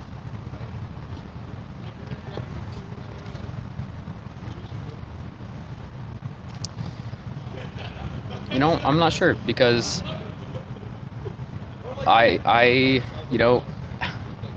we live in America, and it's hard to say that, marketing to kids is bad in all instances, when if there is just some product, like, Moon shoes? Remember Moon shoes, right? Yeah. Moon shoes are a big hit with kids. It's solely marketed towards kids. It's a kid's product. Yeah. Like, with that, are you saying that that's inherently bad because they wanted to sell a product that kids are going to have fun with? I'd probably be okay with that. Okay. Given that it's America and we're not going to change the fact that they're trying to get people to buy stuff all the time. Do I think that marketing right now is takes advantage of kids to an extent far higher than it should? Yes. Is there a black and white solution? No. It's a big gray area, and it's like, what are we okay with? What are we not okay with? But again, if that conversation is had, if that discussion is brought up to a large number of people who have interest in this, parents of children and people that work for companies, those are like the two opposing groups that would have a coherent say. If that conversation is had, then that argument is ongoing, and then we can live in that gray area with both sides represented. But I think that because we're not talking about it, the side of marketing to children and trying to make profits off of kids that are seeing these advertisements I think that side is totally winning. Okay. So if we, as a society, come to agree that marketing to children is a big problem, what's the next step? What's like a policy to put forward, or what is the thing to do? Actually, is my friend who's a music college major. She's also a music therapist. I mean, it's hard to come up with policy as somebody that's not a policymaker, because it's very specific and bureaucratic. But let's say take e-cigarettes, for example. E-cigarettes were they made laws in several states against selling certain flavors, because they said that these flavors and these colors are attractive to teenagers, young teenagers, and like if you're going to make a device that whose original intent is argued that is to help quit cigarettes. If you're making it taste good and look cool, then you're going to start more addictions and you're going to help stop. That's what was observed. There's more kids vaping than there were kids smoking cigarettes. Yeah. And there are now laws against that because they noticed, and they're like, okay, got to tone that back because this is a health issue. Is it a stretch to say that marketing to kids is a health issue one way or another? Mental health, consumerism, like buying into this whole thing? I don't think it's a stretch. I would argue that it's a health issue. I mean, that's if I'm just trying to get the conversation going, then that's one of the extreme stances to take, that it's actually a health issue, because my argument would be that it adversely impacts the mental health of children as they get older and realize the things that they've been surrounded by growing up and what they've been influenced by. But if I don't make policy, but if I had to choose who's going to make the policy or what the policy is going to look like, it would probably look something like, oh, you can't sell this, or you can't make this advertisement regarding this. And obviously it's going to be case by case. Okay. But when that conversation's in place, then you have some statute that says, oh, because X, Y, and Z can't be sold to kids in this, and then you have precedent, and then you can actually start making real legislation against these things. But I have no idea what that would look like. Yeah. If the argument is long-term mental health effects, like negative mental health effects, we'd have to know what kind of category of product potentially does that the most, and maybe make that illegal to kids potentially, or limit the amount of time potentially. I don't know. Limit or filter the types of advertisements that are shown on kid-specific programs on television. There's definitely places you could start. Oh my god. Yep. All right. Want to check in for time? How you doing? Want to wrap it up here or keep going? Sure. I'll wrap it up. Sweet. Thanks, Colin. Appreciate it so much. And your name again? Reed. Sorry. Reed. It's great talking, Reed. Thank you. Feel free to take a puzzle piece if you'd like to remember the conversation. It's like a stress ball thing. One of these? Yeah. Right on. Cool. Probably helps out with finals week, I guess. The stress ball. Yellow. I'm gonna go yellow, Reed. Yellow. All right. All right on. Thank you so much. Shake hands? Yeah. Appreciate it. Thank you. Love the sweater too. It's nice. Yeah.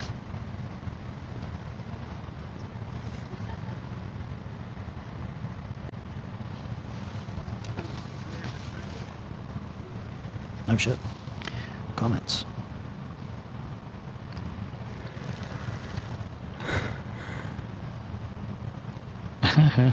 I got a haircut. I don't need that hat anymore. But now it's cold, so I'm wearing a beanie. It is kind of cold. It's like 63. That's what it says. It feels colder than that. It's in the shade.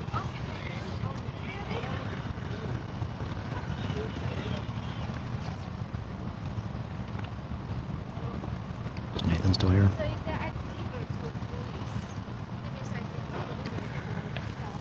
You still here, Nathan?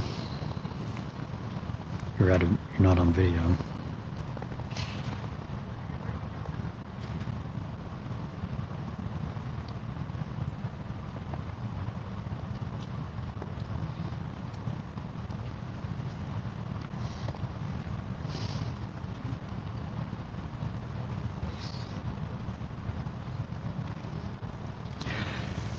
I probably would have gone, if I had more time, into how we could test that claim that it has negative long-term mental health effects. I'd love to know how we could test that. And even if that was true, at what level are we getting into needing to make it illegal?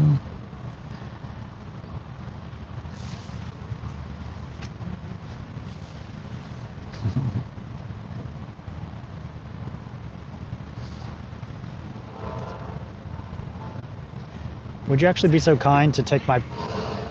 Would you mind to take my photo, actually? Take your photo? With my Sure. iPad? Just get maybe stand right there and give me a love a photo. You want everything in there?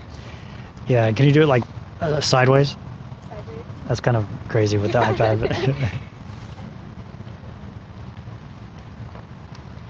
Awesome. Appreciate it. Thank you. Have a good day. You too. All right.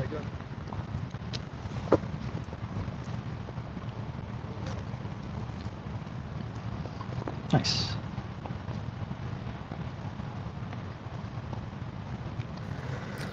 I had to step away. I had to step away as well. You're back? Okay, I'm back. Oh, really? Yeah, You're back too. I caught some of that, and then I was thinking about Mr. Rogers a lot. My mind kind of wandered. I was just thinking about Mr. Rogers like the entire time. Yeah, would that count as marketing? No, or I wasn't sure. Cartoons marketing. Yep. There's maybe Sesame Street shows. Like the government was paying money to market to children for a while. I mean, there's $20 million on the line for the Mr. Rogers TV show on OPB. Is that marketing though, or is he selling? Like the show is the product itself. You don't really need them. I guess you can so. Market the show. If you market the show, is that bad? I don't know. I don't know. Although I get the sentiment. He was talking like, turning little kids into consumers at an early age. It's kind of what he was saying. I like to consume stuff though. Yeah. When I was a kid. Yeah. Anyway. Like comic books. Is comic books marketing to kids? Yeah. Or books? Just can't be excessive about it. Can you market books?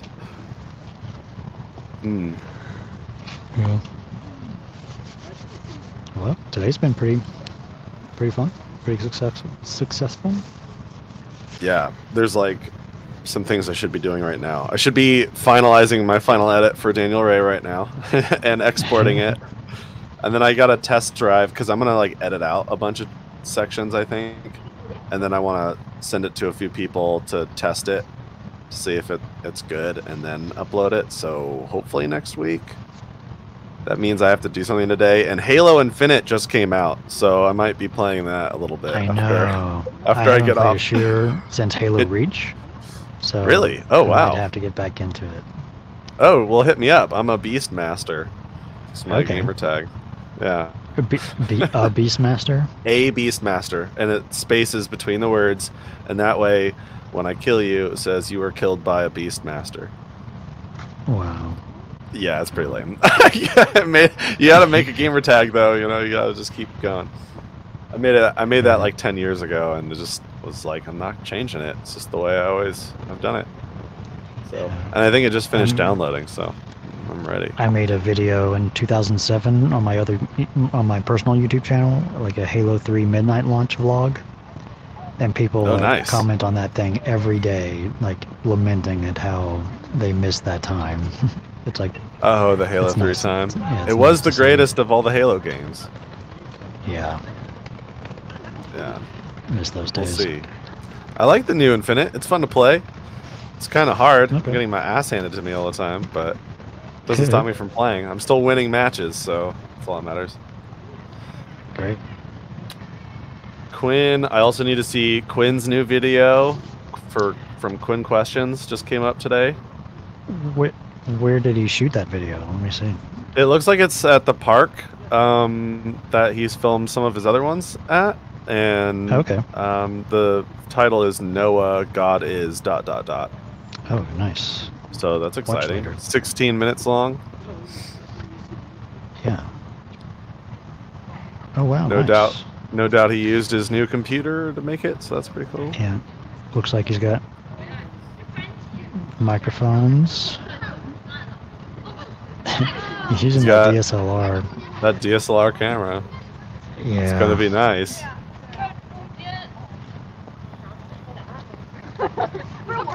And like some other GoPro thing. That's cool. Yeah, he's stepping it up. Nice. He's got a couple books on that table. Okay. Okay. Is it a? Oh, he's got just a rock on that to probably keep it weighed down. Hey, what's up, guys? Doing some interviews from my YouTube channel. If you're interested, I'm open. Yeah. Yeah, that's a big vaccine mandates, race theory, astrology. China. Yeah. Do you want to talk?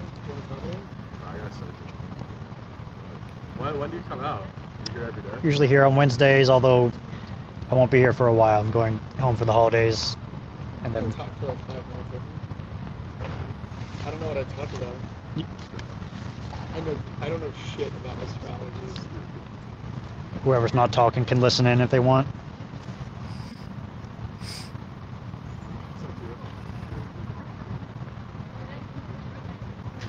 I think I'll come back too. I have a final tomorrow also, but Alrighty. those are cool.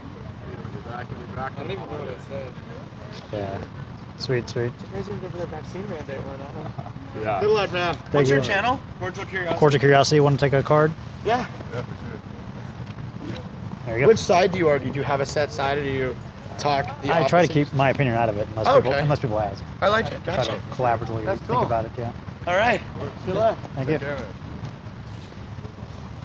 Oh, what happened? Almost. Something happened? Oh, it's probably just me. I'm good on my end. Looks fine. Looks good. Okay. He doesn't know anything about astrology. Well, that's probably for the best. Scarlet, third generation solo. The audio interface that I have. There's 2 buttons. One says air, and the other one says like 48 volts. Do you know what those buttons do? I think the 48 volts is the one you want. Okay, so I push that one. Do I not push the other one? Because you can have them both pushed. I don't have the other one pushed. First, I think I looked into that originally. I don't push the air one. Okay. All right. Well, then the 48 volts. I just pushed it. So. Yeah, the mic shouldn't work unless that button is pushed. Oh At least it no, that doesn't would for be my mic. Oh, interesting. Like it was off this entire time. Oh, really? Yeah. Maybe. But you it heard doesn't- me, Maybe. so. Yeah, maybe you don't need to push it. Maybe some mics need that power. Hello. Oh. How's it going? I'm doing some interviews today. I'm open if you're interested. What are you doing? Doing some interviews for conversations. About anything really. I have a few topics there, or it could be whatever. It's for my YouTube channel. Yeah, yeah.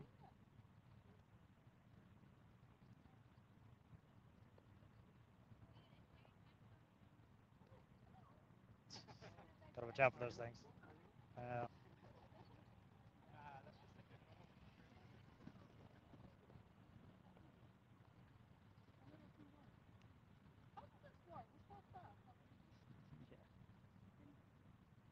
Would anyone like to do an interview?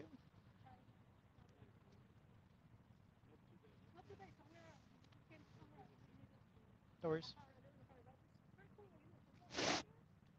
Wednesdays, yeah. Try to be. I'll probably take a break for the holidays, but I'll be back. I've got a card there. Yeah. Yep.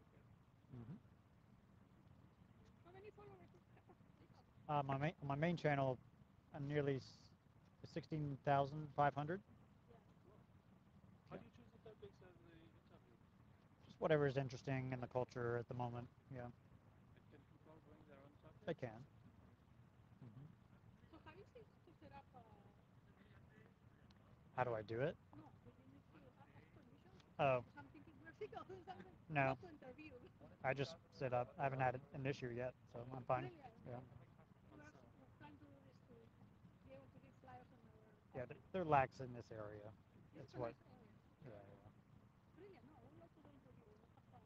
Maybe the China topic seems right. It's very general, like China. What about China? What about it? Yeah, exactly. In crypto, exactly. Crypto. Yeah. Come here. So we're coming from January 27 next year. I take it you will come. Yep. Yep. Name is Read. Pleasure to see you. Nice to meet you. Thank you. See See you. you. Want a picture?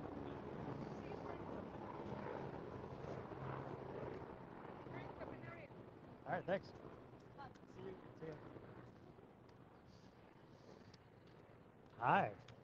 Want to do a conversation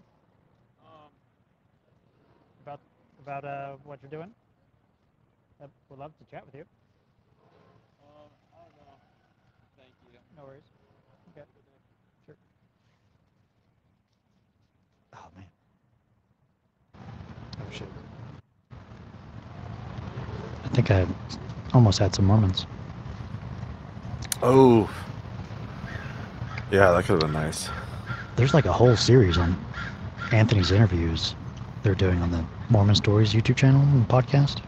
It's insane. It's like they do a live stream of the interviews and like comment on the interview. That's interesting. So I actually heard back from my Mormon friends that came to knock on my door. Remember I told you this like last week, and I got a text message back finally saying that they were officially told that they are not allowed to do interviews. Oh, come on. The missionaries. And like the missionaries. They're literally out there to spread the message. I have an audience, and I mean, whatever happened in the Lion's Den, even if I am a threat, whatever happened in the Lion's Den, and if I'm not a threat, then what's the worry, right? So like Yeah. So, you know, that's an interesting test of an alternative hypothesis for why they're doing what they're doing. And the hypothesis that predicts that behavior is that it's really a social enforcement mechanism to keep them in the tribe.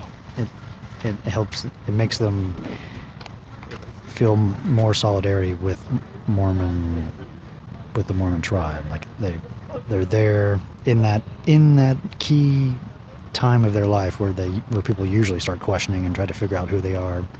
They just try to make sure it's all Mormonism all the time in that key time. So yeah. That's the hypothesis. Part of me is wondering if I want to just hit them up and do it off camera too, because I'm inspired to do this whether or not it's like, you know, necessarily public.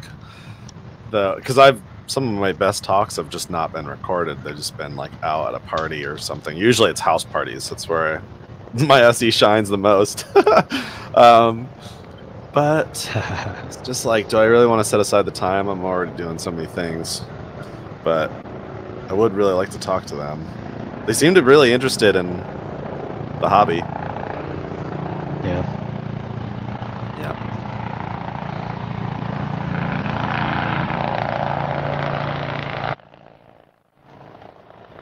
Helicopter. Yeah. Oh, 2 minutes to go. Oof, before we hit 4 hours. I think I'll wrap it up. Yep.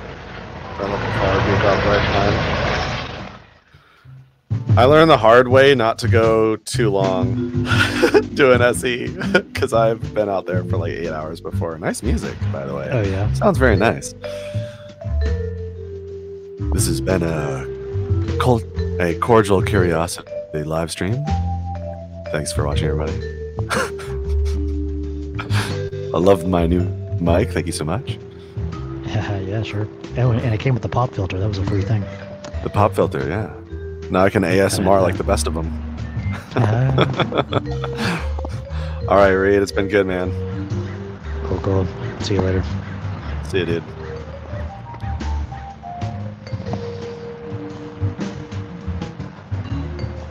All right, thanks everyone for watching. Hello. Hi.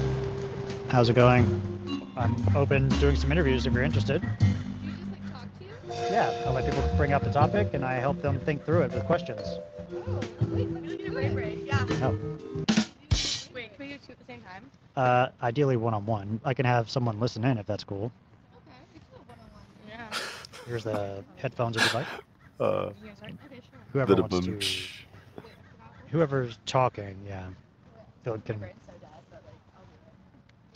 Hello, hello. Check, check, hello. Okay. Do I just like sit down here? Yeah, sure, go ahead. Okay, fine. Wait, And hold on. whoever's talking can use those headphones. Okay, wait, I can't really hear you. Am I supposed to be able to hear you? Can you not hear me?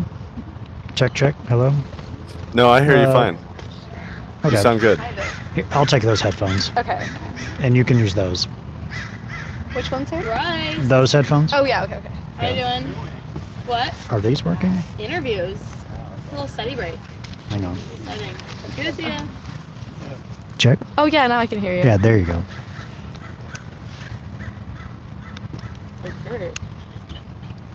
I think these died. I need to get some new headphones. Okay. Anyway, sorry.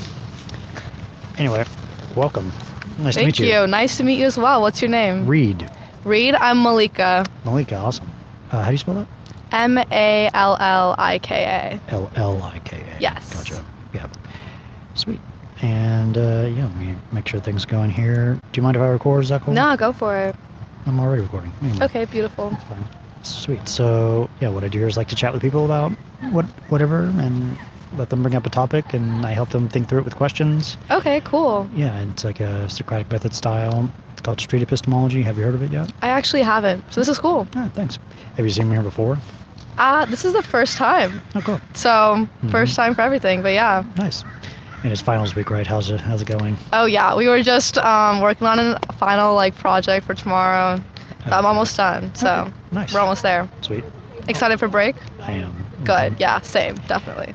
Are you going to be going home for the holidays? Yeah, or I anything? am. I live in Seattle, Seattle. so Okay, great. I gotta go home. Nice. How about you? Where are you from? I'm originally from Virginia.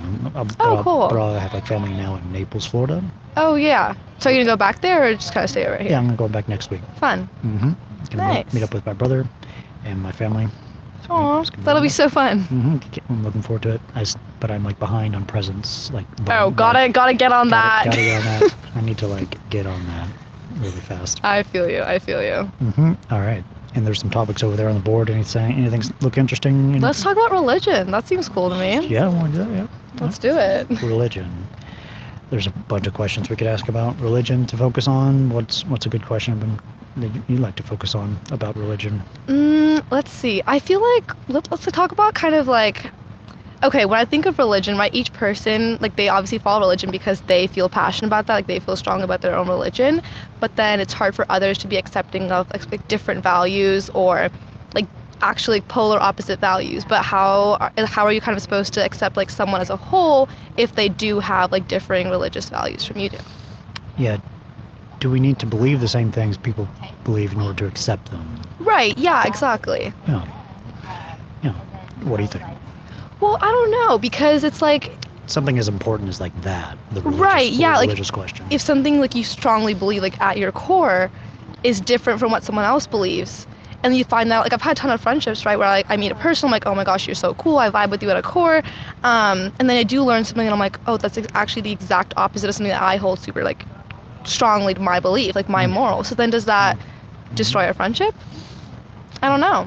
Yeah, I guess maybe it depends on like whatever you're disagreeing about. Hard to say. Yeah. Yeah. Because it's like, would the importance of your morals outweigh the importance of a potential new friendship that you did make? Like, should your friendship be more than just like your core beliefs, you know, like, or should you be able to like expand that and change that? I don't know. Yeah. Can you be like super best friends with someone who you like fundamentally disagree with, even on like deep moral questions? So I don't know. And like this is something that I've been brought up like in my own friendships. My parents have talked about that too, or like me with my actually that's like a really good point. Like my grandparents and I disagree on so many things, like at a moral level about different ethnic groups or different religious groups, but I still love my grandparents. Yeah. You know? Yeah. But then it's like if I think about a friend, I would think, oh, I can maybe not be friends with this person, but like when it comes to my grandparents, I'm like, oh, they can't not be my grandparent, and I don't want them to not be my grandparents. So it's like, I don't know, it's weird. Yeah, we're kind of stuck with our family, and we just have past experiences that Exactly. make us, make us fall in love with them in that way. But friends, I guess we are more in control of like who we Right, are friends yeah. with. Yeah. But then it's kind of like the question that comes with that is it's should we be making these harsh decisions or should we be a little more accepting? Yeah. I don't know. What do you think? I truly don't know. I've had friendships where I've been thinking like, oh, maybe I should stop this friendship. It kind of goes against my core belief. And then on the other hand, I'm like, but wait, what if, they believe something, I believe something different, but this could be a chance for me to like see the other side and like expand my view. Because it's really easy to kind of get caught up in your own bubble, and then no one learns from each other, and then no one, becomes friends with someone new, and then you kind of just stay in these all like small bubbles, and then no one actually improves the society. Yeah, like what is something that if someone believed it, like is on that line of where you would start thinking of, okay, do I need to like no longer associate? Exactly. Any examples of things that people could believe? Like, where where you would start to think I should not associate with them anymore? Well, I think like on a broad scope, just in terms of like gender studies or talking about like fundamental rights is like what a woman or a man can have, or the rights to, I know right now there's a lot of different policies talking about abortions and talking about, should a woman be able to get an abortion, and some people say, it's her choice, it's her body, therefore yes, whereas some people are saying, no, it's a creation of life, therefore no, but I believe like, one way, and I feel very strong about that, but then if someone else has something different, then I kind of question, like, is that someone that I want to agree with? Like, if they don't support my own autonomy to my own body, is that someone I would want to be friends with at a friendship level? So I don't know. Yeah, could you be friends with someone who would hold the policy that if, like, say you got pregnant and had an abortion, right, you should be arrested and like, or potentially fined or something? Exactly. Or some type of criminal penalty happen with you. Could you be friends with someone who believes that? Yeah, and like in that, if you put it like that way, I feel like almost no, I couldn't. But so I don't know. It's definitely a conversation that should be happening. So yeah, glad to talk to you about this. Glad to do it. Any other questions around religion or values or tolerance, I guess, or anything? Not at this point, but if I do have any more, I'll come back and talk with you. This has been very enlightening. Thanks, Malika. Feel free to take a puzzle piece. I think someone took a yellow one. Oh, cool. Well, thanks, Reed. Let me refill it. That's cool. I'll take a pink one. That one's cool. Or one of these. Oh, one of those. Yeah, I see. Reason weights. I gotta have those. Oh, got you. I'll take a yellow one. Yellow one. All right. Cool. Right. Perfect. Thank you so much. Thank you. Have a good day. You too. See ya. Wow, that was cool. Thanks. Do you want to talk, Taylor? Go talk. I know, that was a good rant break. Wait, what? Should I only pick one of these topics here? You can. Can I make my own topic? Sure. Oh, bet. Okay. Okay, maybe what's a good topic? I need something that's like not super scientific because my hard science.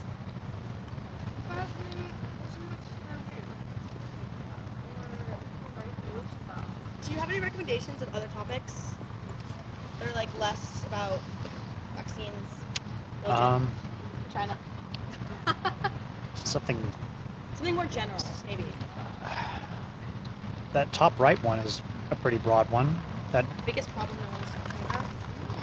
I can make a better next about it. yeah. This is cool.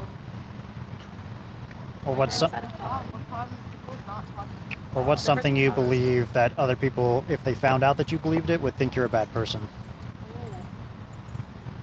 I don't really have any like strong like. I don't know. Also politically, I'm not like super one way or the other way, so I feel like it doesn't have to. We could talk about like something that's not even politically related. Do you like strongly believe in astrology, like star signs and stuff? Like, are you like yeah, but not at all? No. I live religion. Should we talk about? I don't talk about religion. Yeah. Is that weird? It's I'm gonna sit down and see what comes to my mind. Okay. Hey viewers. Hello. There's only like 6 people watching at the moment. Okay, well, Hi, 6 people. I know. Yeah. So what was your name? I'm Taylor. What's your name? Reed. Reed. Nice to meet you, Reed. Nice to meet you. All right. Great. Oh. Yeah, want to do headphones? These on? Yeah. Check. Hello. Oh, I can hear you. Yeah. Oh. Yeah. That's interesting. Yeah. How's your finals week going? Are You you know- both doing a project together? Or? Oh, yeah. We're in one of the same classes and we're just studying together. Yeah. Finals week, a little intense, especially freshman in college, but getting through it. My last final is tomorrow, so Okay. Yeah. Freshman. So how's the first year going? it's pretty good. Yeah. Love it here. Sweet. Are you local to LA in general? Or? No, I'm from Marin County in the Bay Area. Okay, great. Nice. Yeah. So yeah, a little change of scenery. A little Mhm. bit. Nice. But it's still a state school, even though that's like really far away. Yeah. All right, great. Mhm. Perfect. So potentially religion, potentially another topic. Yeah. Yeah. Any like a big problem you think is a problem no one's talking about that people should be starting to talk about, or religion or spirituality. I'll talk about religion, spirituality. Mm-hmm. Yeah. So I basically have grown up Catholic like my whole entire life. I went to a Catholic preschool, Catholic K through 8, and then Catholic high school. So this is actually my first time at public school. And I don't know, it's very different. I really don't think that it really matters if you go to a Catholic school about, you can still practice religion at home and go to a public school, you know what I'm saying? But it's kind of going to a Catholic school, I really feel like I was able to like ingrain my morals and like be surrounded by, priests and nuns who could like teach me about my spirituality. But once I figured out how religion affects me personally, I feel like I could take it from there on my own and I don't need to be surrounded in a Catholic environment. So that's why I feel like being here is like super cool, because I am pretty solid in my religion and in who I am. And it's kind of cool to interact with people who have different religions or different, spiritualities, or even if they're atheists. Like some of my best friends like have completely different beliefs than I do.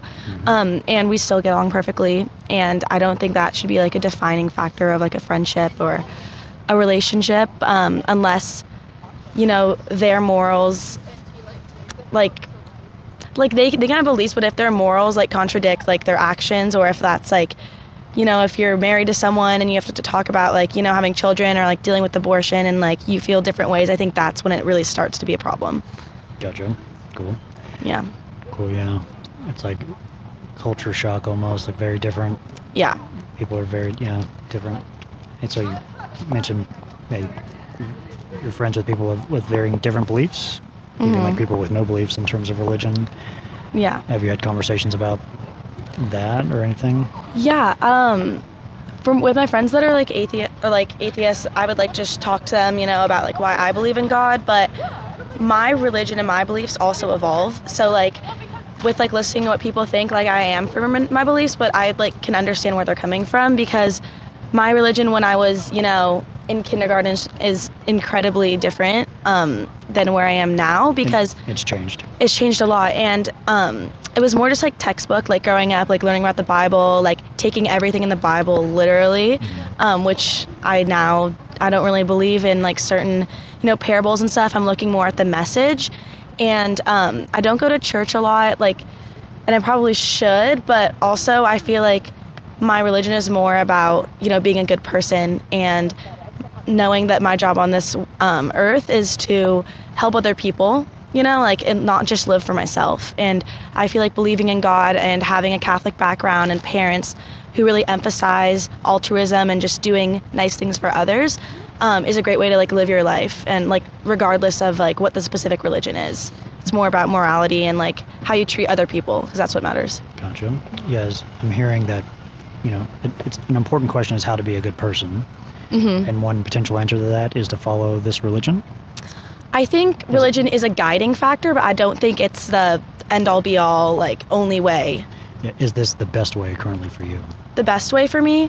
I have seen, for me, it's more of a combination of surrounding myself with people who make me feel happy and who also share the same morals, and, like praying every night, being thankful, like bonding with my family, over our religion, but like as I've gotten older and we've gotten more busy, like we don't really talk about religion as much. It's more of like some like special, extra entity that I have with me. Okay. What's your favorite moral from the religion? So like, okay, so it was like with my school, but also like with Catholicism in general, is like a golden rule to treat others the way you want to be treated. And that's really helped me build compassion and like empathy for others, because if I'm ever in like a situation where my conscience is like, okay, this might be wrong, like think about how they're feeling, I always immediately like empathize and I make sure that they feel okay, and that I'm treating them the way that I would want to be treated. Okay. I'd love to continue on questioning on that road. I'm gonna check in for time and want to keep Okay. going. Want to keep going? Maybe like 5 more minutes. Is that okay? Okay, great. Okay. Yeah. Yeah. So the golden rule, you're saying that's a good rule to follow. Good Mhm. rule to follow. I'd love to go around this road. Why is that a good rule? I think, as humans, it kind of like connects us more when we're able to empathize. If people don't, think about, okay, how's this person feeling? Then that kind of builds a wall between two people, and it's harder to form deeper connections. And, just kind of going back on that root of like being a good person and making others feel good, like that's just like not being fulfilled if you're not thinking about like what's happening in the other end. And like it also like helps you build like directional like perspectives on life. Like you don't just like see life the way you want to see it, you can see it from someone else's point of view, and you can kind of like feel different feelings, and be able to feel how someone else would feel, not just how like you're always feeling. If that makes sense. I don't know if that makes sense at all. Those sound like great reasons, and I'm wondering what's the connection between those reasons and the religion? Those reasons and the religion. Well, that's a good question. Okay. I think it's all just based on being a good person. I mean, that's more of like a general connection between, being Catholic and treating others well. And like there are some things in the Catholic religion that I don't believe in. So there's kind of like the overarching rule, but the things I don't believe in, I don't support how the Catholic Church does not like approve gay marriage or like sexuality in general. Like I think you should be able to love who you love. And like I kind of see some hypocrisies in the Bible with that, because God says like he loves everyone, like you can sin, it's okay. Then they're all like, if you're homosexual, this is a sin, like disowned type of thing. And that's like been seen in my family. One of my cousins, one of my like mom's cousins is he married a man, and then he got like disowned from his family. And I think that's just wrong. And I can't really like see the other point of view from that. Yep. What rule was he violating from the religion? Gay marriage. Just Yeah. being gay and acting on that. Yeah. That's it. And I think that's a rule from the religion. Yeah. Well, you're like, it's like a sin to be gay, basically. It's like the Catholic Church doesn't let that slide. Why is that a rule in the religion? I don't know. That's why I'm like, I pick and choose like morals from the religion that I agree with. Yeah. If that makes sense. It's like the religion has the set of all the rules to potentially follow or not follow. Like, yeah, I mean, if you're like a devout Catholic, like you follow it like word for word. And my grandpa's kind of like that. He like follows like everything like literally. And that's like caused some problems in my family. So I feel like you should use religion as like a guiding principle, but you don't need to follow every single rule, and like everything in the Bible like shouldn't be like just taken literally. Like you should like have like a deeper level of thought and like process within yourself, like do I agree with this? Is this right? And how am I going to implement that into my life and into treating other people well? Okay. Yeah, it's like, how do we judge the quality of moral rules if we're using, like, some people go with merely the religion, what it says, like that's their test. Yeah. If it says it, I'll follow it. Yeah. Which And I you're- do not. And you're saying you pick and choose. How do you pick and choose? And if it's not the religion, where's the test Yeah. coming from that's outside of it?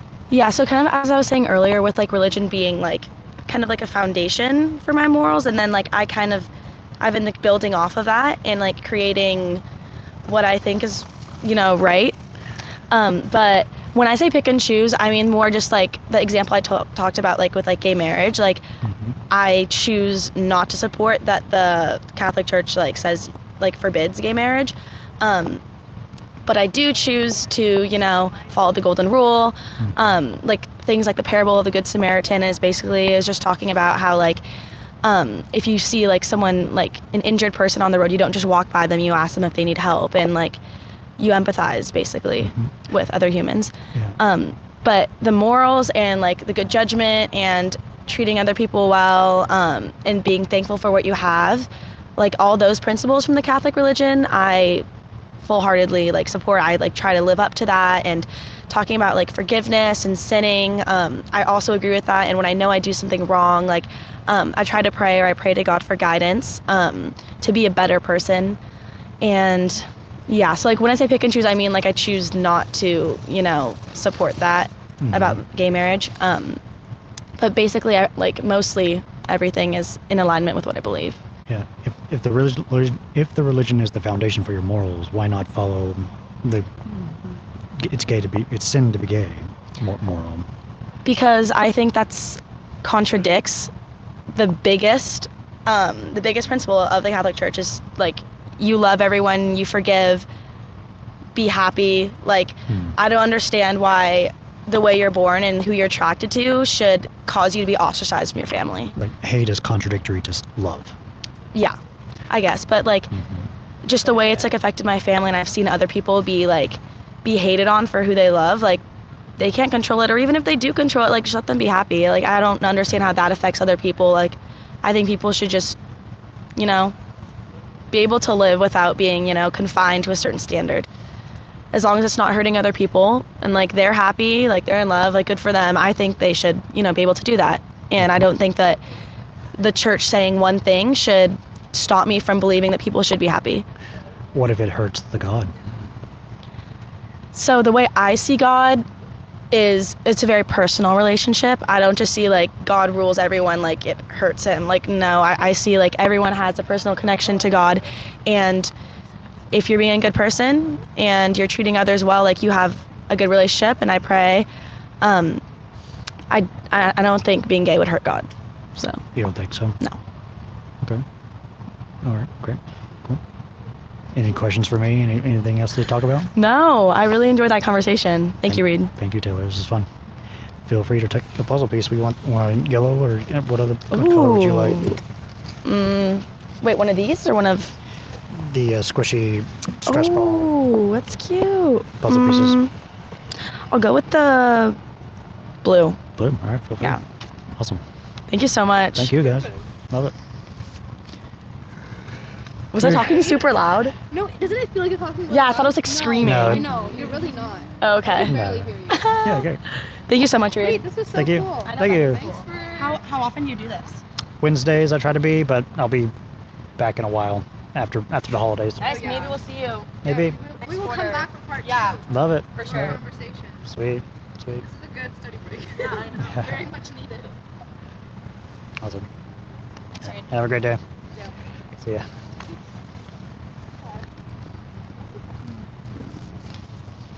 All right.